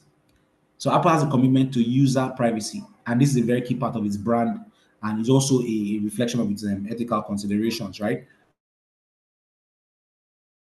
So while other companies have pushed the boundaries of data collection, Apple has taken a more conservative approach, right? Apple prioritizes user trust and long-term brand loyalty over short-term gains. And this has actually protected Apple's reputation, and it perfectly aligns with its long-term business objectives. So the key takeaway here is that ethics and innovation are not mutually exclusive. They go hand in hand. You want to build a successful and sustainable business solution for the company that you're working with. Yeah. So just to quickly do a recap, right? In of what we've covered, right? So we've explored the concept of strategic disruption, and I've also emphasized on how to innovate boldly while maintaining alignment with your company's goals and safeguarding your career. And we've talked about strategic disruption, the importance of balancing boldness with strategy. I say that successful entrepreneurs are not just risk takers; they are smart risk takers who make calculated moves that benefit both their careers and organizations. I talked about aligning innovation with organizational goals. I said it is important that you understand your company's vision and objectives, that you align innovative ideas with these goals, and that this alignment is very key to gaining support and ensuring your innovations drive real value. I talked about navigating the corporate environment. I provided some strategies, like building relationships with key stakeholders, communicating effectively, anticipating risks that are critical to getting your ideas adopted and implemented, and mitigating those risks. I also mentioned building a reputation as a strategic entrepreneur. I said the importance, I highlighted the importance of delivering consistent results, starting with small projects and scaling up, and documenting and sharing your successes. Doing this can help you build a strong reputation as someone who adds value to the organization. And lastly, I stressed on the importance of balancing innovation with integrity, being transparent, respecting stakeholders, and thinking long term, that are essential to ensuring that your disruptive innovations are both ethical and sustainable. Um, so it's important that you remember that becoming a five-star performer is about playing it safe. So I mean, it's not about playing it safe. Rather, it's about pushing boundaries thoughtfully and strategically. Okay, with a clear focus on both your career and goals and your company's success. So yeah, as you move forward, I just keep these principles in mind. So innovate boldly. Again, do so with a strategic mindset. Align your efforts with company goals. Navigate the corporate landscape effectively, and always maintain your ethical standards. That's how you drive meaningful change, but also position yourself as a strategic entrepreneur, and a true leader in your field. Once again, I'd love to hear your thoughts, questions, and experiences. Thank you very much.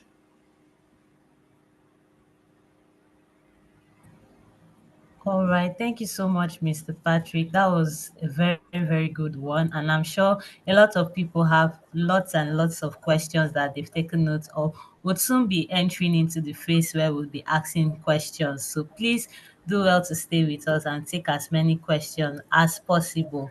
Mr. Patrick mentioned something that innovation requires boldness. So please be bold enough to ask questions. You need clarity. If you want to know how to become a smart risk taker, please stay with us. And also, please do well to jot down your questions. We'll be taking our questions shortly.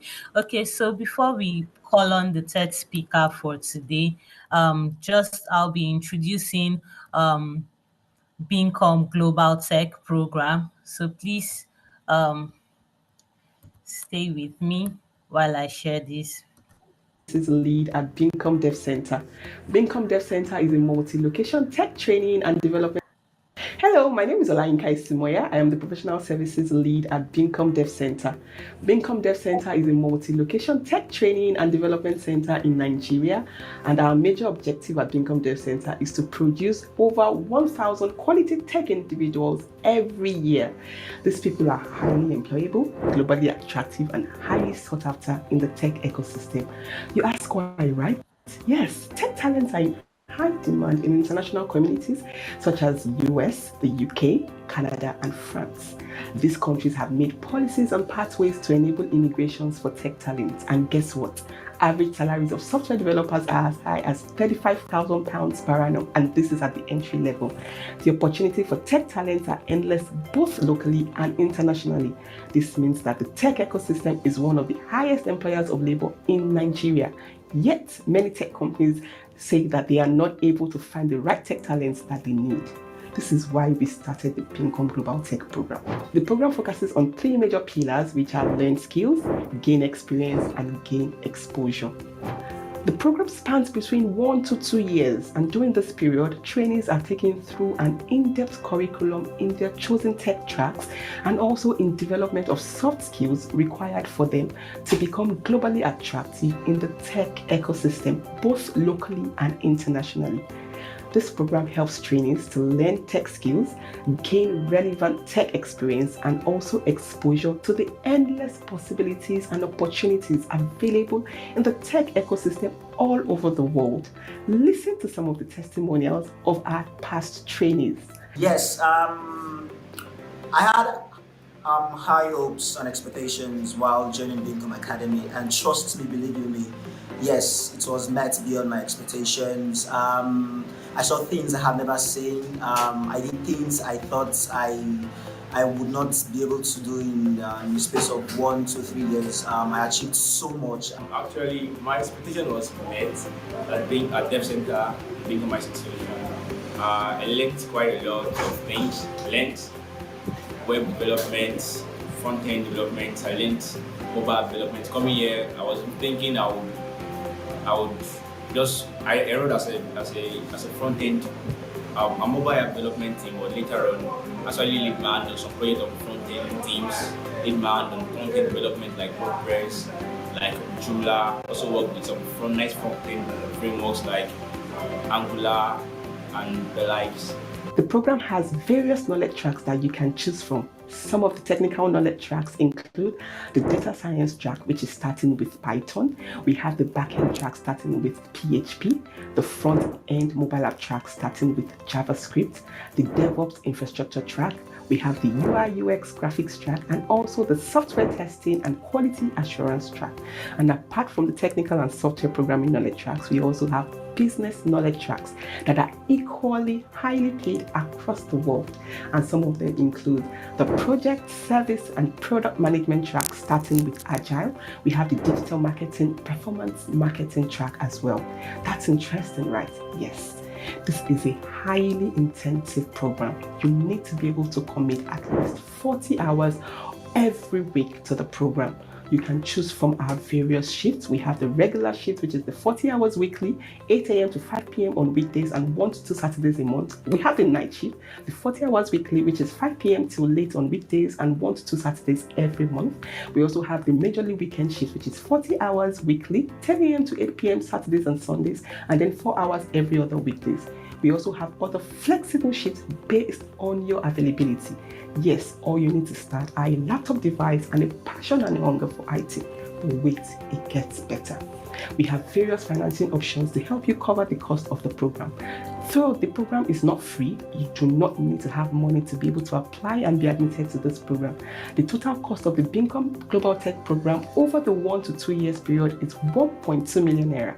And we have one of the financing options available is the income sharing agreement, which means that the company will sponsor you through the entire program and you only start paying when you start earning income.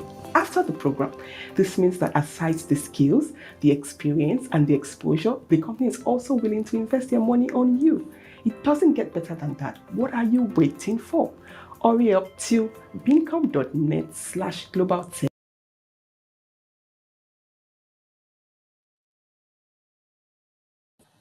All right. So please, if you're looking to gain experience, gain exposure, or learn a tech skill, the Global Tech Program is your go-to. So please look out for the link in the chat, which has already been dropped.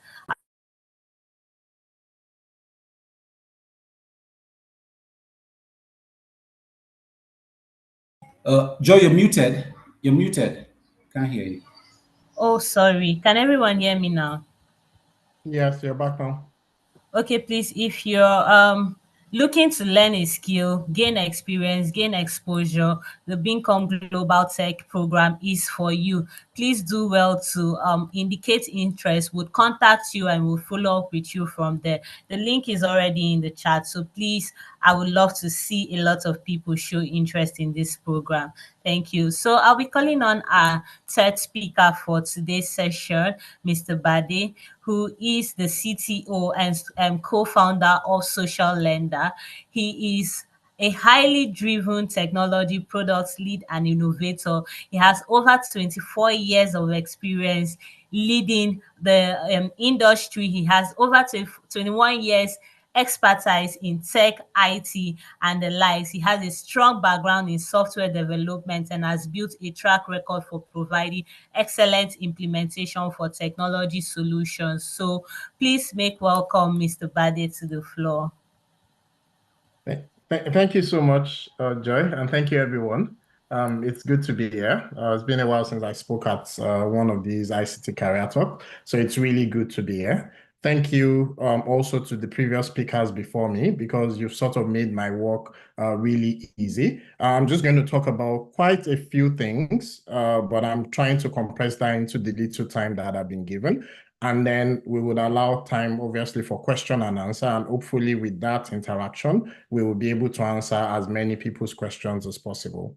I was also asked in the audience to say, I'm going to be asking a number of questions back to back. So if you can, on your device, just be on your keyboard, such that once I ask a question, you can type in your answer. So I won't have to wait significant periods of time before your answers get in. There are going to be about 4 or 5 of those during this conversation. And so just, if you can, just bring your keyboard out immediately, and then I will go with some of the questions.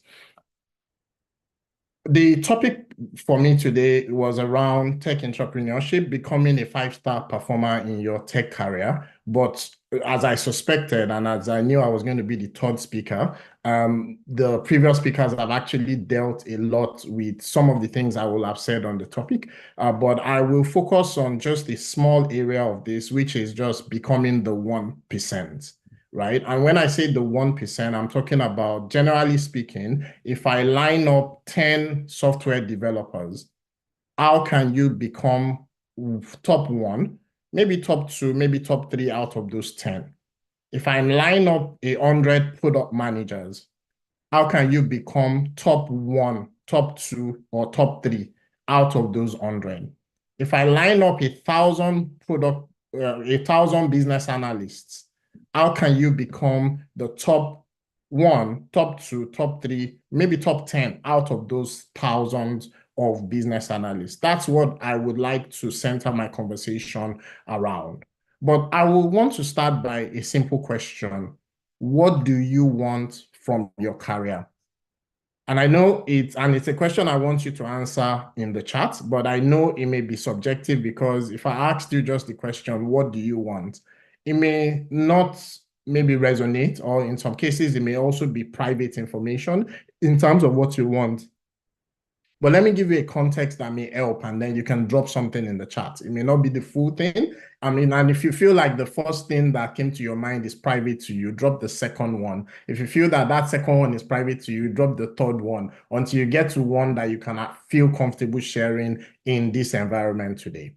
But this is the context I was going to give, which is that when I was starting out my journey, and I started out, and I still am an entrepreneur, I've consulted for different organizations and all of that, but most of my career has actually been entrepreneurial, not necessarily intrapreneurial. However, because I've had the opportunity to consult with large organizations, I've had the opportunity to interact and in some cases mentor or be mentored by entrepreneurs in their organization. So I have a thing or two to say.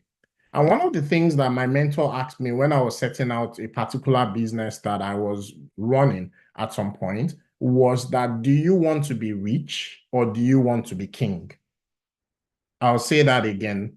Do you want to be rich or do you want to be king? Some of you may have come across that question before, but the first time I came across it was actually my mentor asking me that question. And the question was really about, for this particular company, it was really the conversation was around raising investment, the fact that we're going to get diluted and all of that. But the truth is that if you do not raise investment, the chances of you becoming rich would be very low.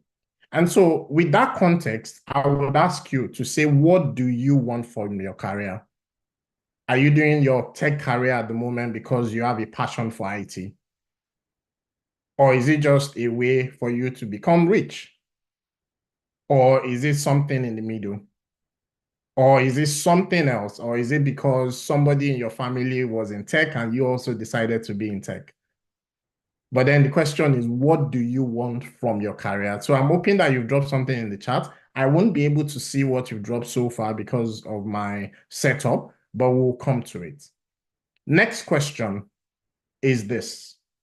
I've put a list of people on air, and I'm hoping that, let me see if I can check that. I see a couple of comments, and I'm hoping that more people will comment. I've put a number of names on the screen. What do these people have in common? So we've got Satya Nadella, we've got Tim Cook, we've got Sherry Sandberg, Andy Jassy, and also Sundar Pichai. What do these people have in common? Could you take a guess in the chats? And no, it's not that they are all Indians. No, right? What do they have in common? Yes, they are leaders in tech, but there's something that these people actually have in common. And I'm hoping that all these names are familiar to you. If these names are not familiar to you, they should be. If you are in the tech industry, these names should actually be familiar. So what do these names have in common? I will now go to the chat to see. Programmers, somebody said they are all programmers. That's not correct.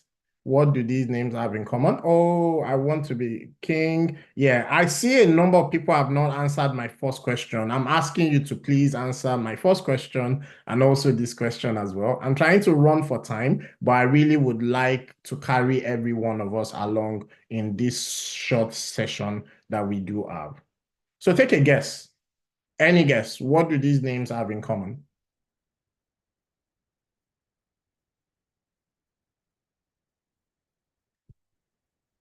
I'm only seeing one message in the chat, so shall I just continue or am I waiting for more answers?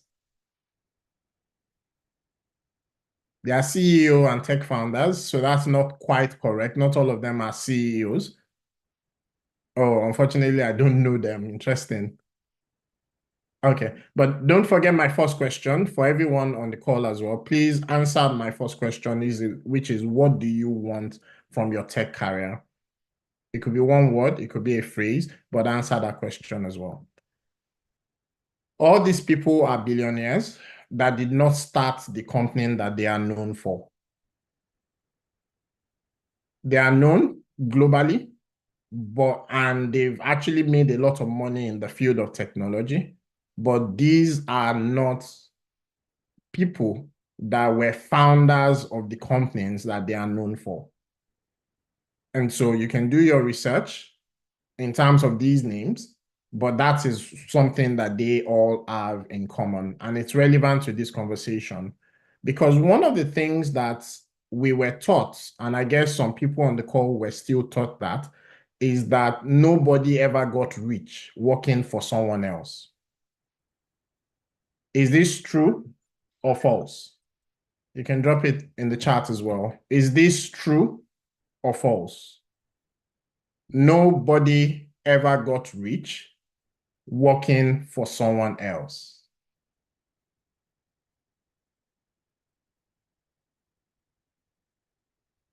All right.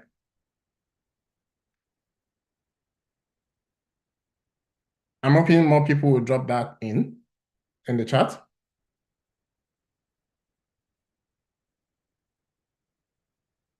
Okay. Keep your answers coming in. I want you to lock in an answer before I continue. That's why, and I see we have quite a number of people on the call that haven't yet answered. Okay, somebody says 80% true. Somebody says true. Somebody says false. I want you to lock in an answer. All right, I think we have a number of people that have locked in an answer. It's false. At least in 2024. So this may have been true in the past, but it's actually no longer true. In fact, I'm not sure if it was true in the past anymore. And the truth is that the slide I showed a moment ago should have answered the question for you, because what I showed you were people working for someone else and they are billionaires in dollars. Some of them tens of billions in dollars. So it's not true. And the reason it's not true is because there are things like employee stock options, where you're working for an organization, but in addition to your salary, they actually give you a stock option.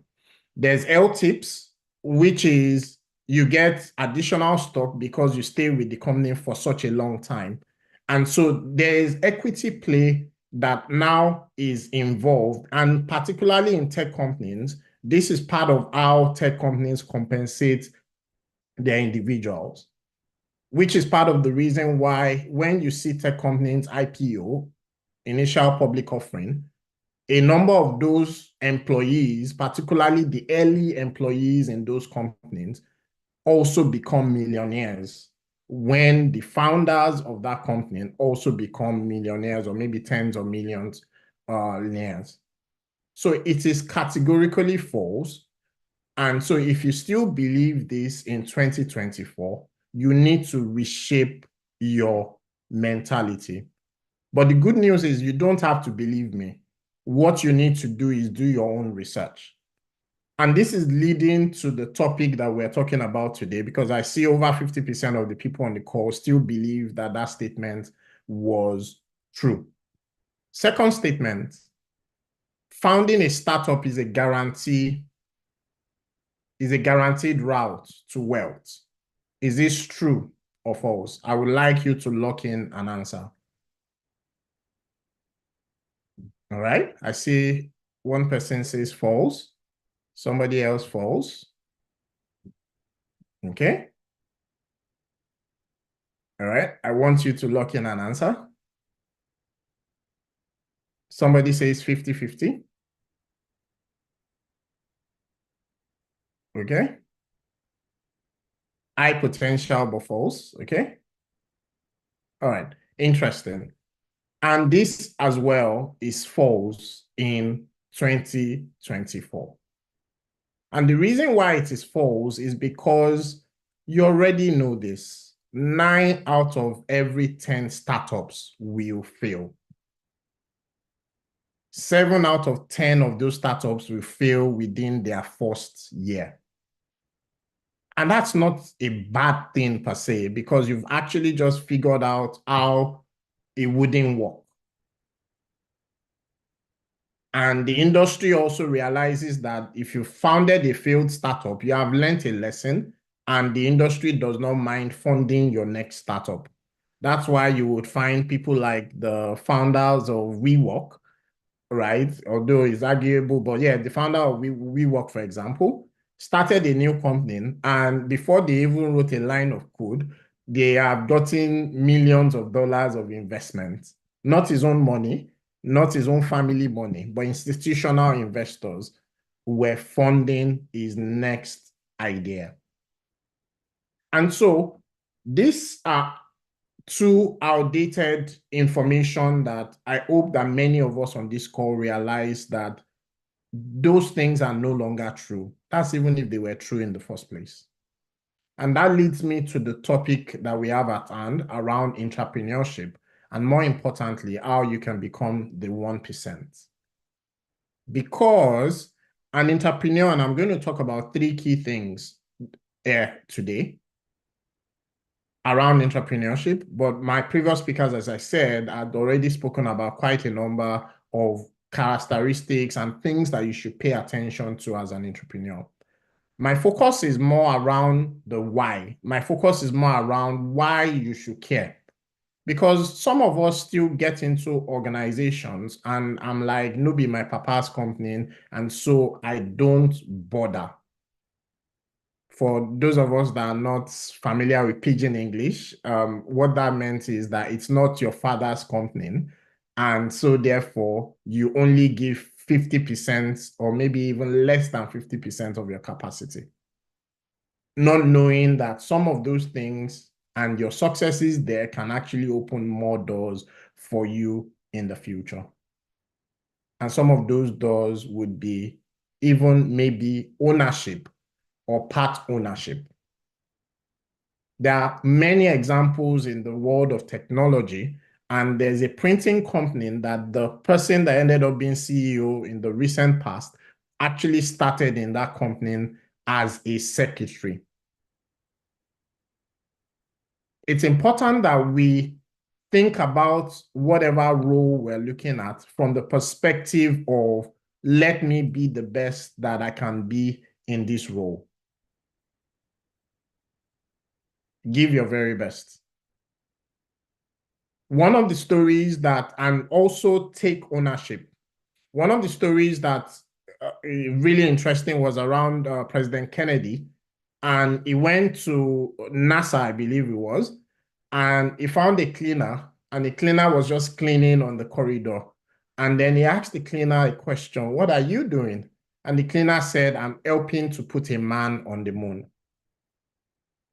Because that cleaner, although he was not a rocket scientist, although he was not an astrophysicist, although he was not even maybe a product manager or project manager of that time, or a mathematician, and all of the other skills that would be needed to get that rocket to the moon, this cleaner realized that part of what he was doing was actually pivotal, important towards that objective. Taking ownership is one of the characteristics I want you to just think about, to say your current role. Are you taking ownership of whatever it is that you are being asked to handle, manage? Are you accountable? Are you responsible? Second thing is driving innovation, and the driving innovation is being spoken about, so I'll just leave it at that. And then open to opportunities. Because your leaders, and I'm speaking to entrepreneurs now, may not be privy to things that you see because you are closer to your own little circle than anybody else. They've given examples today of Gmail, given examples of AWS. And these were opportunities that were seen by employees within that organization. And those employees were able to figure out that, oh, can we try and do this? Of course, the company itself was malleable to those kinds of innovation. So in the like of Google, they used to give 20% time to say 20% of your time in this company, do anything that you like as long as it is tied towards our objective. So the company allowed that time for that innovation spirit and for people to look at opportunity and experiment and so on. So the company had a place to play. But the truth is that even though the company allows that time, not everybody takes the opportunity. And that's the story of an entrepreneur in a nutshell, and some of the things I've mentioned. And so I'll end my talk just talking about a few habits of the top 1%, particularly in the field of tech. And so just to give us a baseline is that for you to be 50%, what you simply need to do is have the right skill at your level, have the right experience at your level, and have the right exposure at your level. If you have those three, automatically it places you at least at 50%. Because believe it or not, within the industry, and you've seen it, you've seen people that don't know jack, but they are sitting in high places. And you've seen people that know a lot, but then they don't have the right opportunities in some cases. And so if you are able to sort that out, optimize for those three things, and this is part of what we do with the Bincom Global Tech Program. If you can optimize for those three things, the right skills, the right experience, the right exposure, you are 50%. And for some people, maybe that's where you need to be. Maybe that's fine for you. Maybe the field of technology is not really about passion for you. It's just a means to an end. At the end of the day, maybe what you really want to do is you want to go and play music somewhere and so on. So, I mean, it's just a means to an end and all. So maybe that's fine. You are still above 50%. You are still generally fine and all.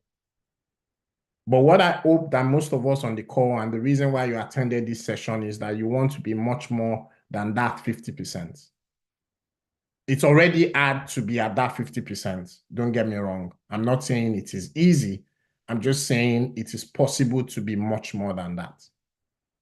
And then to go beyond that, what you then want to do are a number of things. This is not an exhaustive list, but one of the things that you want to do is to be able to ask why. Ask why, and this is what I mean. When they ask you to write a piece of code, you should be able to tie that to the OKR of the company, objective key result of the company, the reason why the company exists. Because sometimes what they've asked you to do may actually not be aligned, and a simple question of why are we doing this may lead to, oh, have you thought about us doing this in a slightly different way, and so on. I'm not saying denigrate your responsibility. I'm not saying go against the chain of command. I'm not saying any of those. But if you understand the reason why your task is being given, similar to the janitor I mentioned earlier, that talked about putting someone on the moon, even though all he was doing was keeping the alley or the corridor clean. Ask why. Understand how your role ties to the organizational objective. Understand how your team ties to the organizational objectives, the organization's vision, the organization's mission, what is set out to achieve, the priorities of the executives at this point in time. Understand how your division, if you're working in a larger organization, ties into that overarching objective. Because guess what? A number of people don't. And that puts you higher on the list. Get involved is the next one I would say. And as I mentioned, this is not an exhaustive list. This is just a number of things that I believe that you should do. Get involved.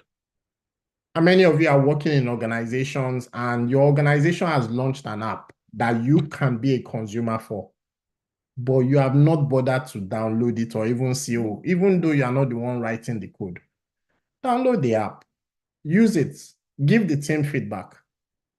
That feedback you may think that feedback, yes, you are helping that team, giving them feedback, but the truth is that they are paying attention to you. Not everybody does it.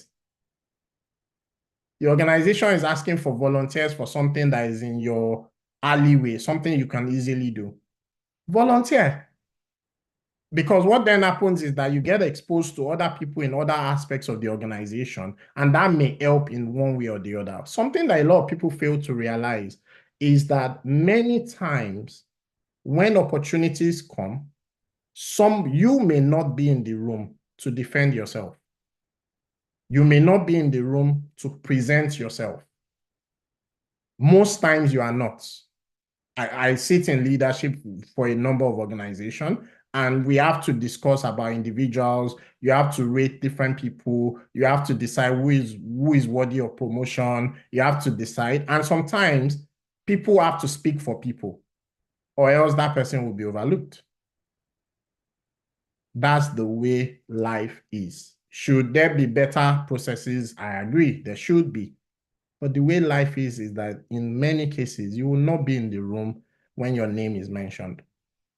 And when your name is mentioned, you had better ensure that there's somebody in that room that can speak for you. Not every time that you can do so, but in the cases where you can, please do.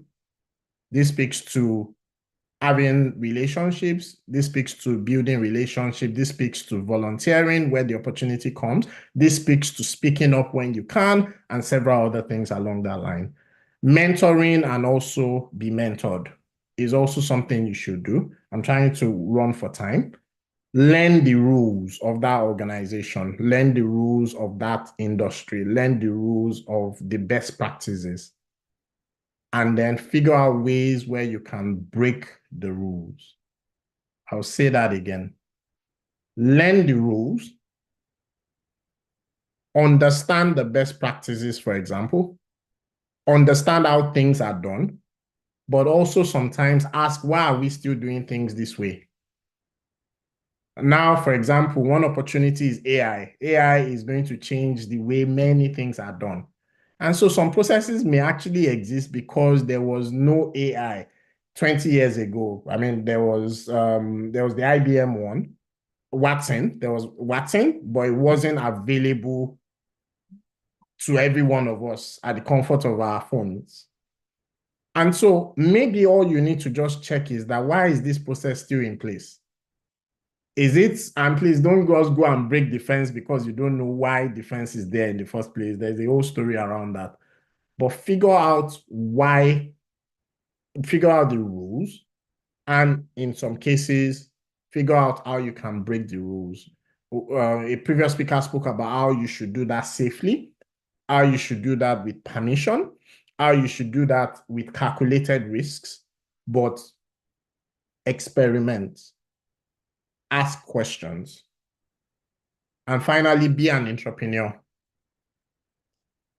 If you do this mix consistently, if you do this mix reliably, if you do this mix, I guarantee you that you, even if you are not top 1%, you will be at least top 10%. Thank you for listening.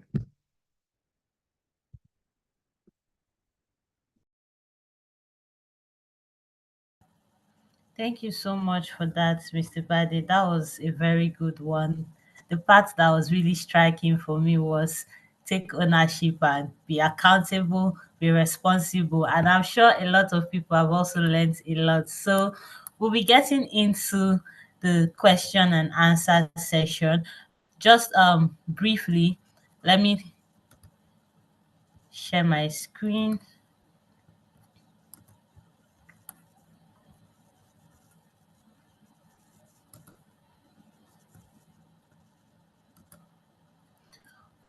All right. As we all know, this event is proudly brought to you by Bincom Dev Center. And Bincom Dev Center has three key things, which is building tech talent, enhancing tech talent, and also building startups. For building tech talent, we have different services like Bincom Academy, Bincom Tech Internship, Bincom Tech Apprenticeship, Bincom Global Tech Program, which you had I already talked about. We also have, for enhancing tech talents, we have Bincom Tech Network, which includes community events and projects. We have our Light Space, we have our Emigrate Tech Visa, we have our Bincom Mentoring Platform, and we also have Bincom Tech Career Coaching. For building startups, we have our Labs by Bincom. So let's look at this in brief details. So for Bincom Academy, it utilizes the Montessori approach in training participants in basic skill that is needed for the modern technology ecosystem. And talking about Bincom Academy, Bincom Academy is also running a promo for their September cohort. So I'll be dropping the links in the chat. If you're interested in joining this cohort, please do well to register and sign up. We have different courses available for you, from Python to mobile app to PHP to foundation classes. We have products, projects, service management, etc. So please do well to look out for the links that will be dropped in the chat. All right, so moving on to the other service, we also have Bincom Tech Internship, which is designed to enable people at intermediate skill level gain experience and mastery on their particular tech skill. which they are interested in. We have Bincom Tech Apprenticeship. It's an industrial attachment at various skill levels. You can gain experience and on-the-job training. We have Bincom Tech Network, which includes community events and projects. One of those community events is our ICT Career Talk. We also have different meetups. We have master classes. ICT Career Talk is a master class. We have other master classes and other open day events. So please do well to watch out for the links that will be dropping so you can register for our forthcoming events.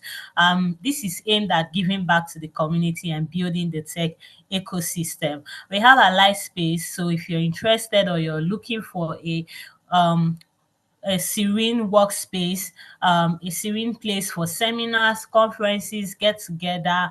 You can check out our live space. I would also be dropping the links to our open live space, and do well to check them out. We also have our Bincom Global Tech program. You already are aware it is aimed at building or learning a tech skill, gain experience, gain exposure. So if you're interested in this, please check the chat. We'll still be dropping the links again in case you missed it.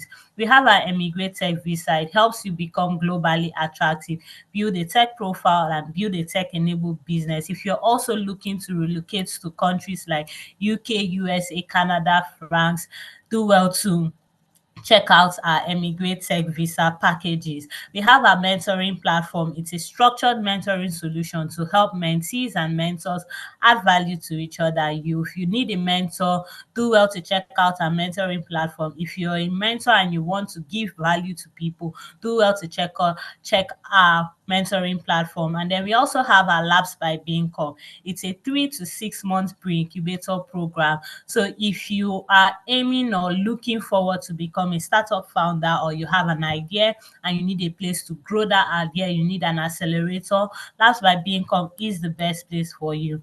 We also have our Bincom Tech Career Coaching, helps individuals to land their next role faster by offering a combination of coaching and relevant on-the-job experience, career referencing, etc. So please do well to watch out for the links in the chat. We'll be sharing as many links to all of these services. So please do well to sign up, register, would contact you and would also follow up with you.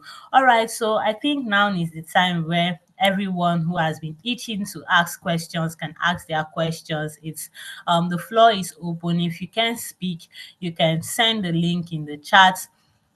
You can send the link in the question in the chat. I'll read it out, then I'll call. Please also be very specific to which of the speaker you're asking or directing your questions to. Well, for us, we do have a couple of questions, so please, I'm expecting to see lots of questions dropping already. I don't want to call names, but please do well to drop your questions. We'll be taking questions right away. And please, if you need to speak, just raise your hand. I would call you and then you speak, so it's not all rowdy.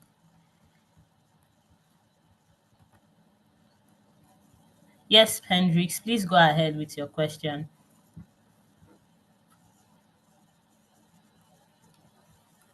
All right, good afternoon. Thank you so much, Miss Joy. Thank you so much to the speakers that have spoken already.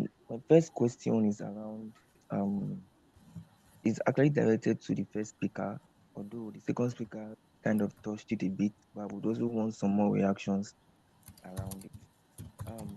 So while he was mentioning about when he was talking about the barriers that entrepreneurs will face, he mentioned resistance to change, and that is talking about from the existing company, right? So I want to know if this is a norm, right, for that resistance to come, or is something that can be improved. And also, Mr. David is the founder of No Code, right? I don't know if I got that correctly, but he's the founder of an organization. So if you suspect someone with this motive in entrepreneurship and stuff, will you also pose the same resistance to them, or being aware of this concept already, you actually support and encourage them?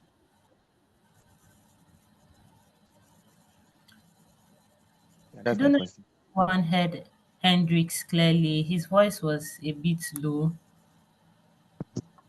Oh, sorry. Can you hear me now?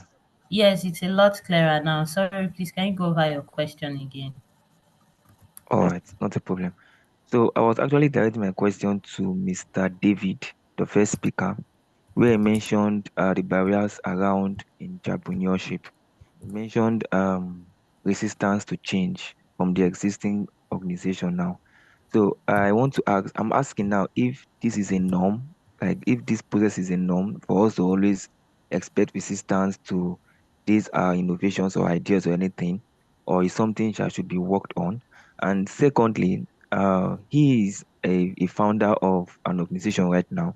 So I'm asking again if he sees someone being trying to bring up this entrepreneurial spirit in him and trying to make innovations ideas, will he resist, will he pose this resistance to that change, or he would actually support or encourage that person personally? Don't know if that's clear enough and if you heard me.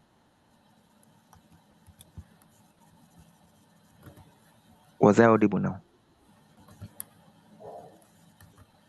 Yes, you were. Please, Mr. David, Okay. can you help us answer that question?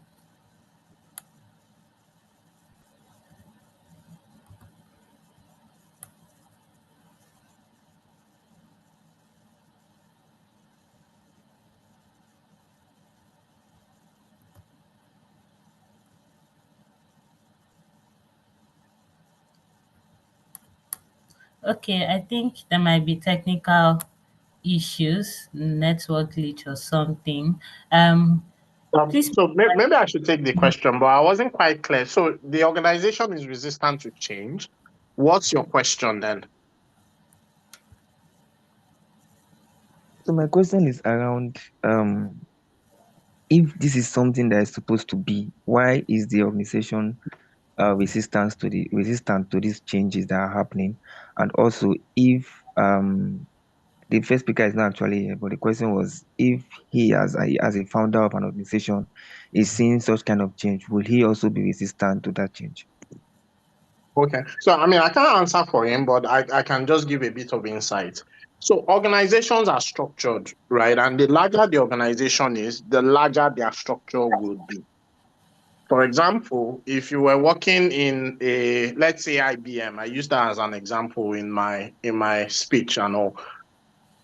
If IBM is trying to come out with an innovation, it may take them up to a year to get that innovation out of the door. The reason is because, and vis-a-vis a startup where overnight they can get the innovation out of the door. The reason is because of risk.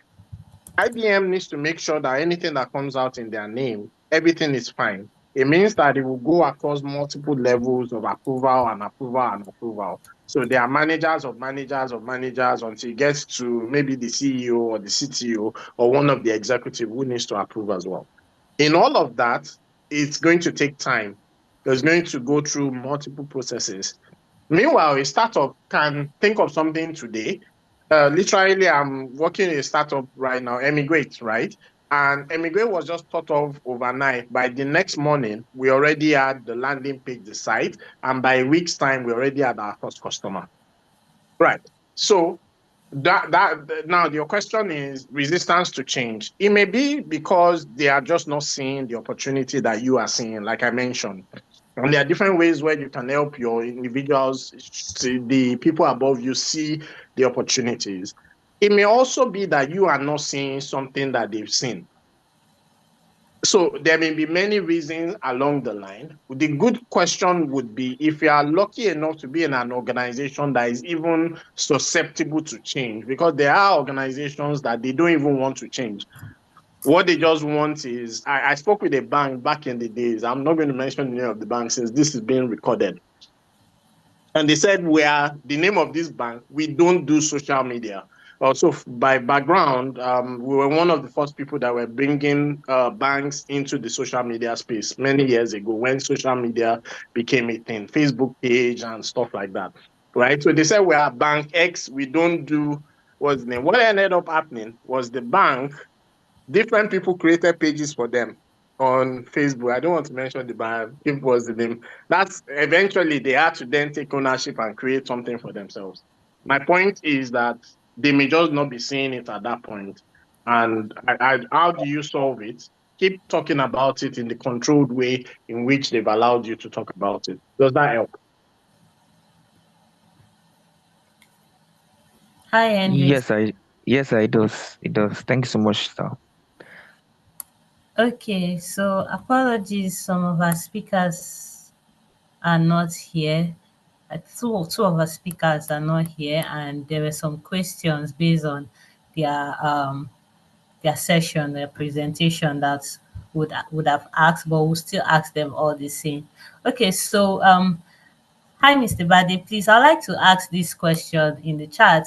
How can organizations create a safe environment for tech entrepreneurs to fail and learn from their mistakes?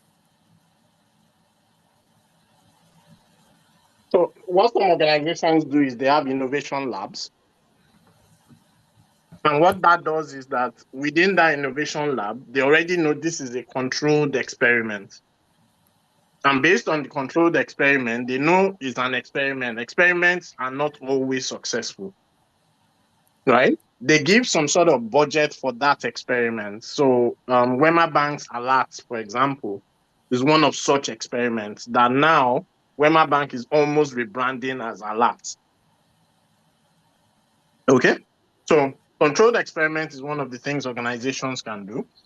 Something that Google has done in the past that a number of organizations have sort of been adopting, although Google itself is actually reducing that, is the old 20% time thing that we mentioned.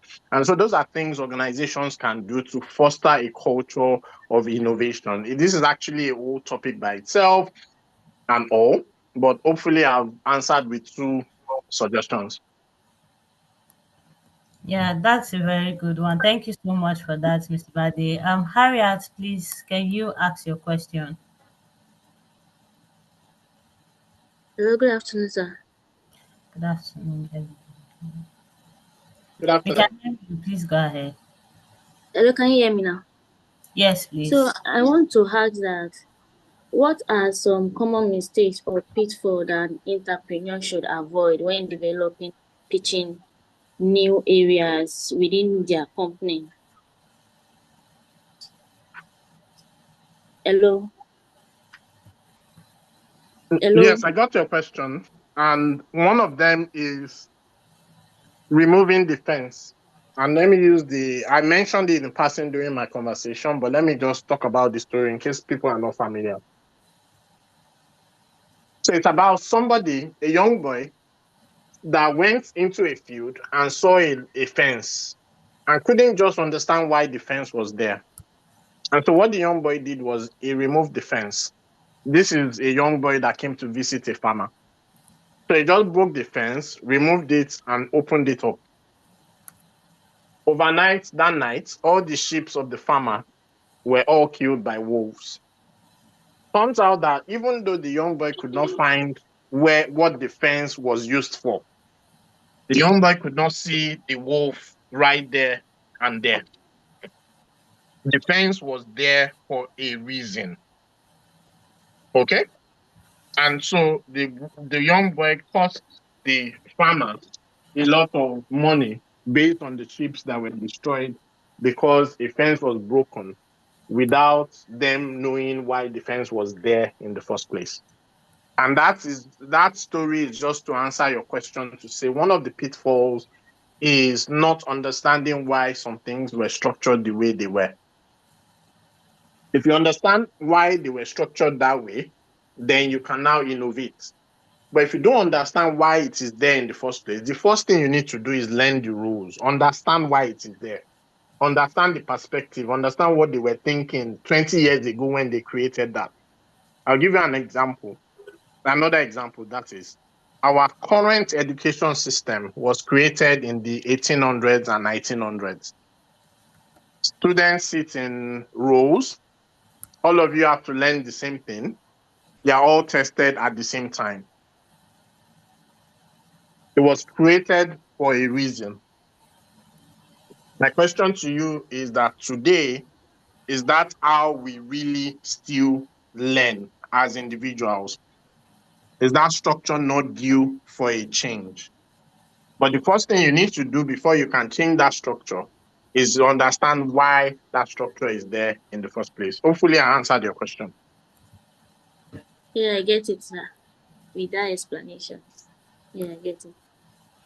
All right. Thank you so much for that question, Harriet. Thank you so much for that response, Mr. Bade. So the next question here is, how do you suggest balancing entrepreneurial projects with day-to-day responsibility, job responsibility, to avoid burnout and maintain high performance?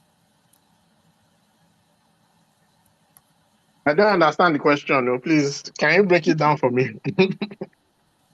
Okay, how do you suggest, or how do you suggest balance, or what do you suggest is the advice, or however you intend to put it, entrepreneurial project? So while you're giving companies new ideas on how this product can be improved and all that, and still doing your daily job based on your KPIs, that you don't have, okay, you give them these suggestions on new ideas and they're like, okay, work on it, and you have to work on it, you have to, get it rolling, and then you still have to do your day-to-day job. How do you balance both of them? How do you manage both of them without getting burnt out, knowing fully well that sometimes some organizations might not sponsor that idea until it's actually completely done or something?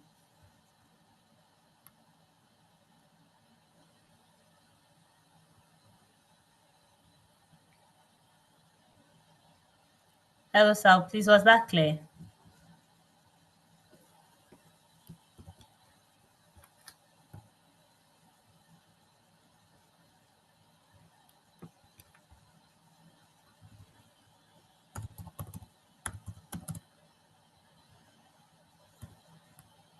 Can Okay. you still, can you still hear me? Yes, I can hear you now. Right then. Yeah, so your question is, the organization says, brought up an idea, organization says, go and figure it out, but you have so many other things to deliver, so you don't have the time to figure it out. Or that seems to be the question. Like, did I get it right then? They said you should figure it out. So while you're figuring it out, you still have your day-to-day activities, your daily KPIs, your daily things you need to do on the job that you were actually being employed for. How do you manage this without getting burnt out? Knowing that this organization is not sponsoring, say, financially for that idea you're working on. So you're just doing it and giving benefit of doubt that they will buy into it. So what I would have said is go the extra mile, but I do understand that there's a limit to the extra mile as well. For most organizations, what they should do is that if they're asking you to do a special project, it should sort of be captured in your KPI. When I mentioned the whole idea of innovation practices and so on, that's part of what organizations would do, because they need to recognize it to say, this is something that we've asked this person to do in the organization now, right? If you feel like the organization isn't allocating enough time or maybe even resources, for example, for such initiatives, speak with your manager would be one of the things I would say. Bring it up to say, been asked to do this, or I brought up this idea, they asked me to do this, but I don't have the budget for it, or I don't have the time for it. Speak with them. They may not know that that is the issue. All right.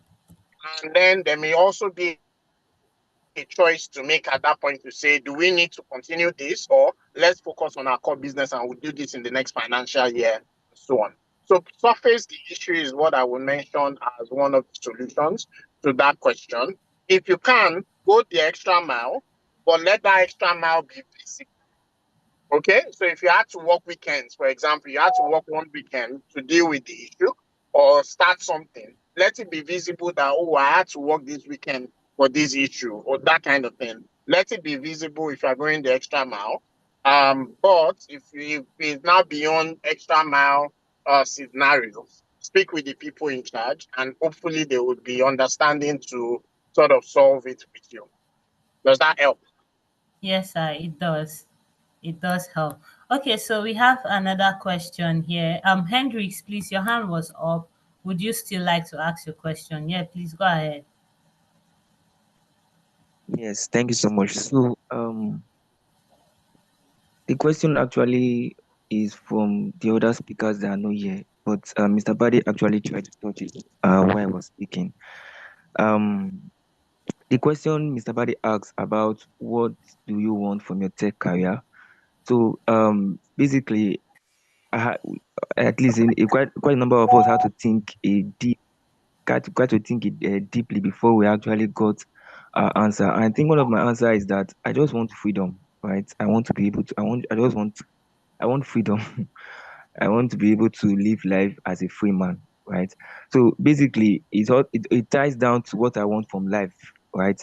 But my own question now is, if I see an opportunity, the basic question is entrepreneurship actually for everyone in tech, or we can actually just work for someone rather, and make a living out of it and get this freedom, or what do you really advise personally now as Mr. Badi that all techies should focus on? Should we focus deeply in entrepreneurship, or if we are not really seeing ourselves as entrepreneurs, can we just focus on working for someone and gain that freedom that we really want?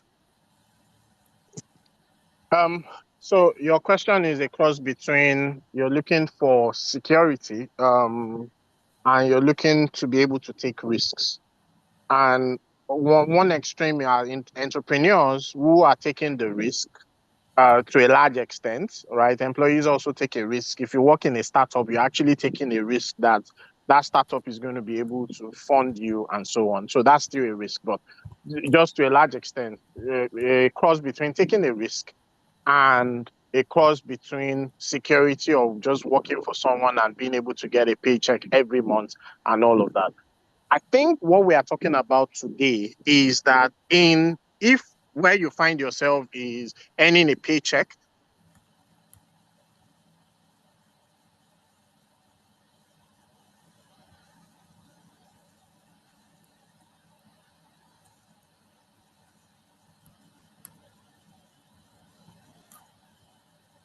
Hi, sir. Please, By a salary. Oh, am I still on? yes, you broke out a bit. Well, Yeah, you Oh just yeah. came back now. Yeah. Okay then. I was saying it is no longer true that the only way organizations compensate employees is by a salary. There are also things like equity, which means you have a part ownership in the business, which means that if the business succeeds, you get a piece of the pie. And if it doesn't succeed, you don't get anything, including the entrepreneurs as well. So I think what we're saying is that realize that this is also an opportunity. The only thing you need to look at is not just, oh, I need to be an entrepreneur to get that freedom in the way you put it. We're saying that there are other options out there that you should open your eyes to. Whichever way, wherever you find yourself, even as a startup founder, be the best that you can be. If you're an entrepreneur, be the best that you can be. What we're advising is don't just be the mere employee that is not the don't just be the below average employee. I think that's what we're saying. I hope I answered your question. Yes, sir. Thank you so much. Yes, sir. all right. Thank you so much for that question. That was a good one. I was going to add, but you still explained further on your question. I wanted asking on that same question if it was normal for, say, a developer just wanting to be a developer and writing codes without being bothered with the business side of tech. So I don't know if you have something to add to that, Mr. Bade. I'll add to that in a moment. Just ask a second question and I'll add both. I'll answer both at the same time.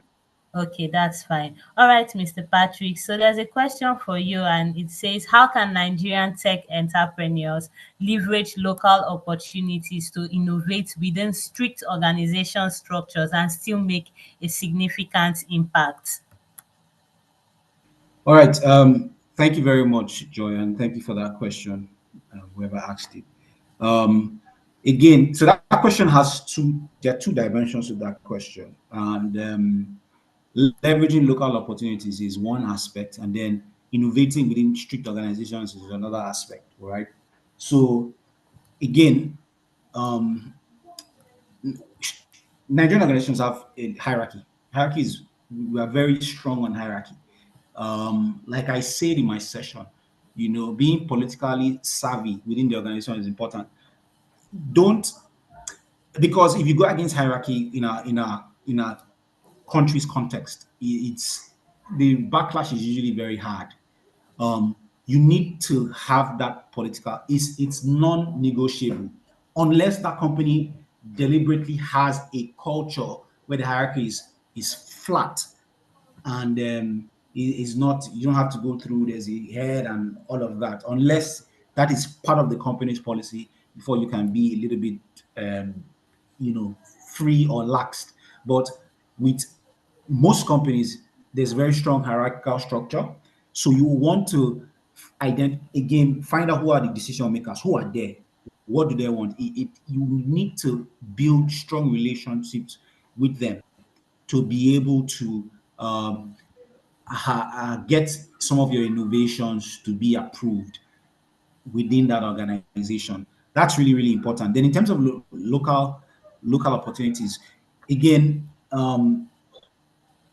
cultural sensitivity is important, right?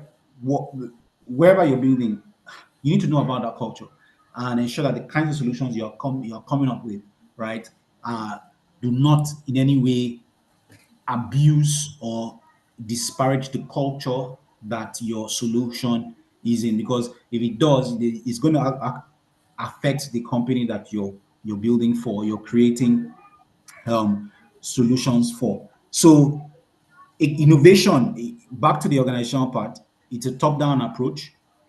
Find the guys at the top level, and I don't know, there's this thing we do where you have an idea, right?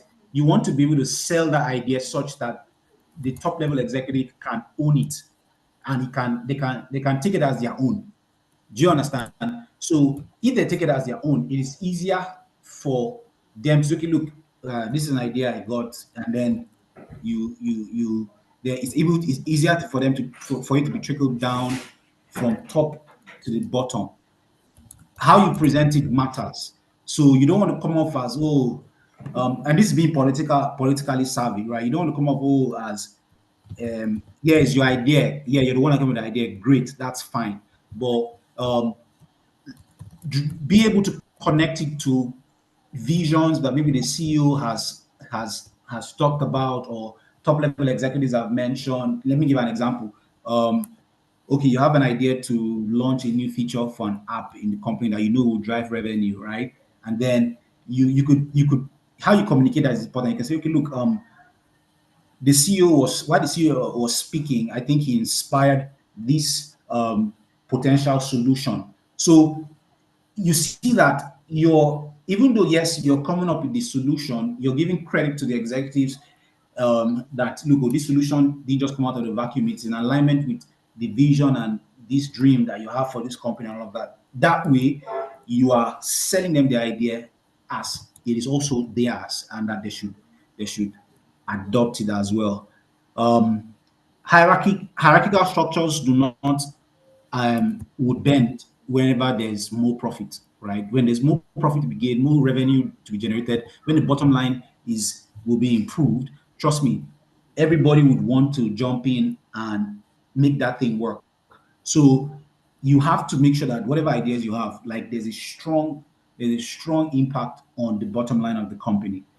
And you can validate and you can prove it.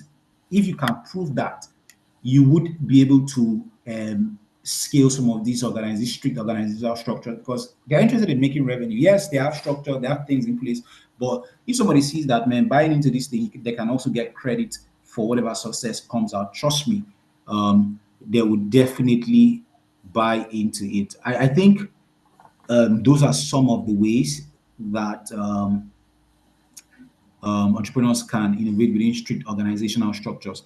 I Leveraging local opportunities is more of a broad and general thing, but for any company, any startup, any business, and that involves just understanding the culture in the environment. That involves what are the networks that are available within that space, who are the local stakeholders there, you know, what's the how they adopt technology, all those things. It's just you do some research to identify these things.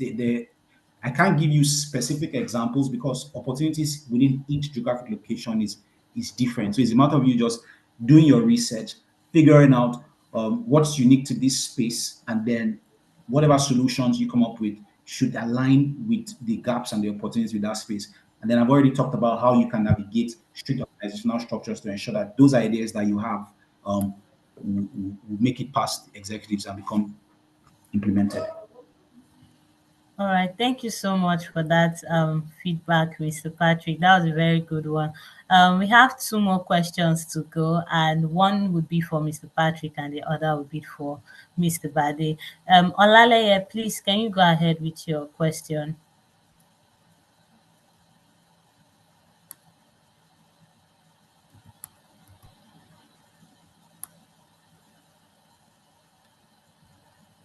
Hi, Ola, are you there?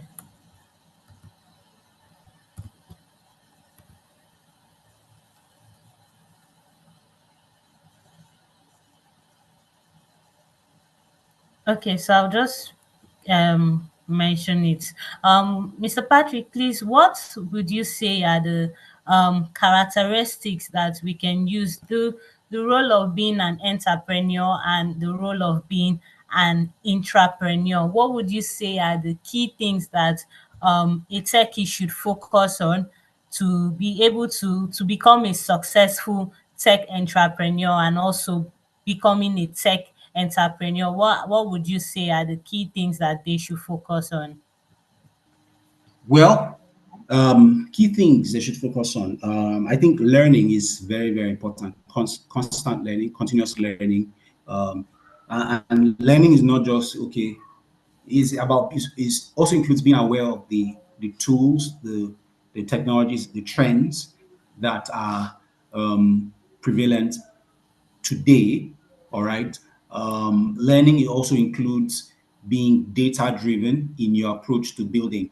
As much as you can, you want to gather data from who you're building for, in the sense that the customer side and also the business and that is for entrepreneurs. You're in the company, so the stakeholders, what are their interests? What's the company interested in? And then who are the users? What are they interested in? What do they want? What do they need? Right. So continuous learning, know the tools available, know the trends, know the technologies, right? Know the needs of the users. Let it be something that's always at the forefront of whatever it is that you're doing.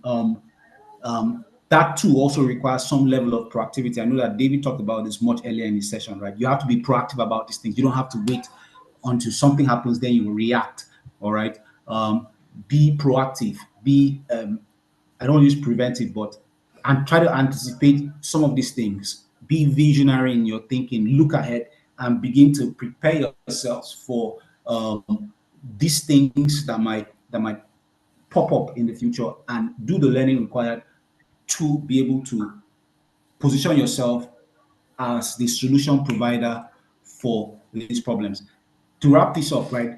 Amazon is known for one thing. They are so exceptional at customer service that they are able to anticipate customer needs that even the customers themselves are not even aware of that they need, right? That's the level that you want to be. That's the level of learning you want to attain to, whether you're an entrepreneur or you're an intrapreneur. All right, thank you so much for that. That was a very good one.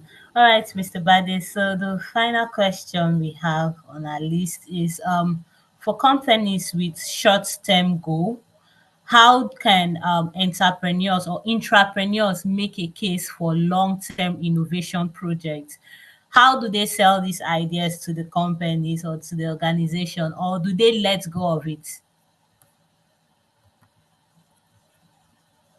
So certainly don't let go of it. You want to be able to present those initiative, longer term initiatives in the way the company will recognize it.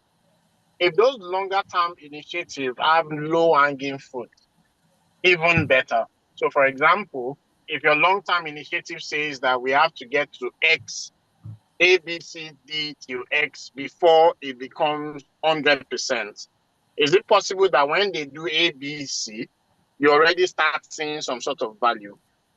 So rather than trying to push A, B to X, why don't you push just A and B and then maybe C later? Something along those lines. So that way it's a little more aligned and the company is able to also start seeing a benefit. If that, however, is not possible, then of course, part of what you would do is a situation where you present it and hope for the best, hope they have the right structure. The last one I will mention is this, and I know some companies don't like hearing that, but I'll just mention it anyway. Zoom was built by an ex-employee of Cisco. I believe that's right. Google it, an ex-employee of a large company that could have been doing what Zoom is doing today, right? I believe it's Cisco, if I'm not mistaken, because Cisco was known to have this crappy WebEx solution that they did not change for quite a number of years. And so they went out there and built something that would solve a problem, right? Instagram was built by ex-employees of, was it Yahoo? It was ex-employee of a different company that could actually have done that as well. So maybe your opportunity is actually an opportunity for you to then set out as well to say if the company is not seeing it and you've tried what you can, please check your agreement, your IP, who does the IP belong to, all of those kind of things. Please bear that in mind. But my point is still the same to say maybe it's a case of actually doing it yourself if you believe so much in it. If the company has an innovation lab, even better. All Thank right. you. Thank you so much for that feedback. Thank you so much, Mr. Patrick. Thank you so much, Mr. Bade. And thank you everyone for joining. I'm sure we have a lot that we've written out and we've taken notes. So it's not just about learning or sitting down and just digesting all of this. It's also about you putting this into practice. If you were not being accountable, start being accountable. If you were not being taking ownership of projects, please start doing so.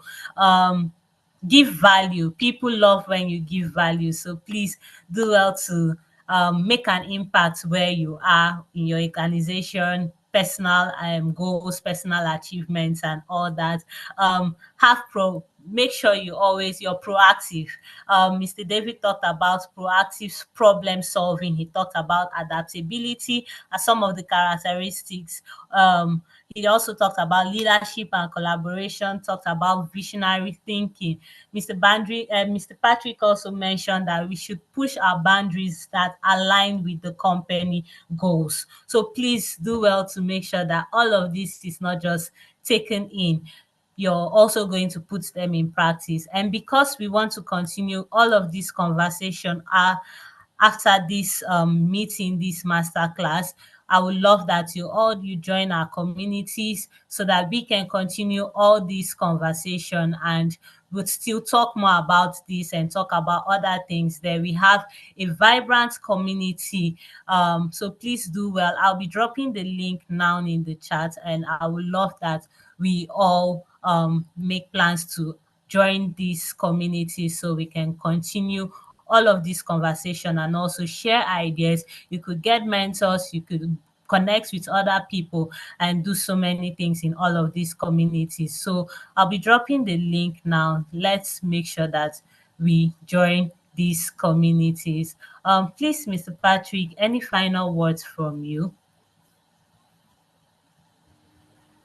Well, my final words are, be ambitious. Very important. If you're ever going to do anything worthwhile, be ambitious about it. Be resilient.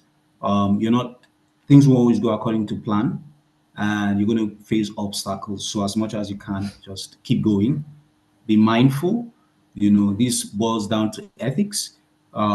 It's not Don't do things because you're trying to make results at the expense of other people's own progress and success, right? be mindful. Yeah, that's it. And I think if you have this in place, then you're bound to make some remarkable impact. Thank you so much for that, Mr. Patrick. Mr. Bade, please, any final words from you? I think it's just to remind everyone of one of the key things that this topic has brought up, which is that in building your career, you have two pathways available, whether as an intrapreneur or as an entrepreneur. Both of them can get you to your expected end. Don't discount one pathway to say it is not viable in this case. Think about it, do your own research, see what the industry looks like, and don't use the rules of the 70s to build a career in the 2024s. Thank you, everyone. Wishing you the best.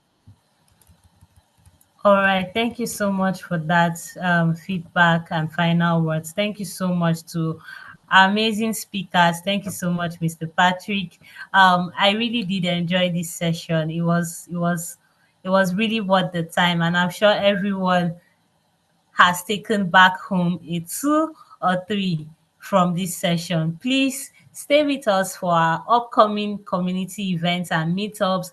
We shared lots of links, so please do well to sign up, indicate interest, would follow up with you. If you're interested in our Bincom Academy, we're starting our next set cohort this September, so please do well to register for that. And guess what, it's also on a promo, so you gain more for less. So please do well to register for all of this. Thank you everyone for taking our time to be a part of these events. Do have a lovely weekend. Thank you so much.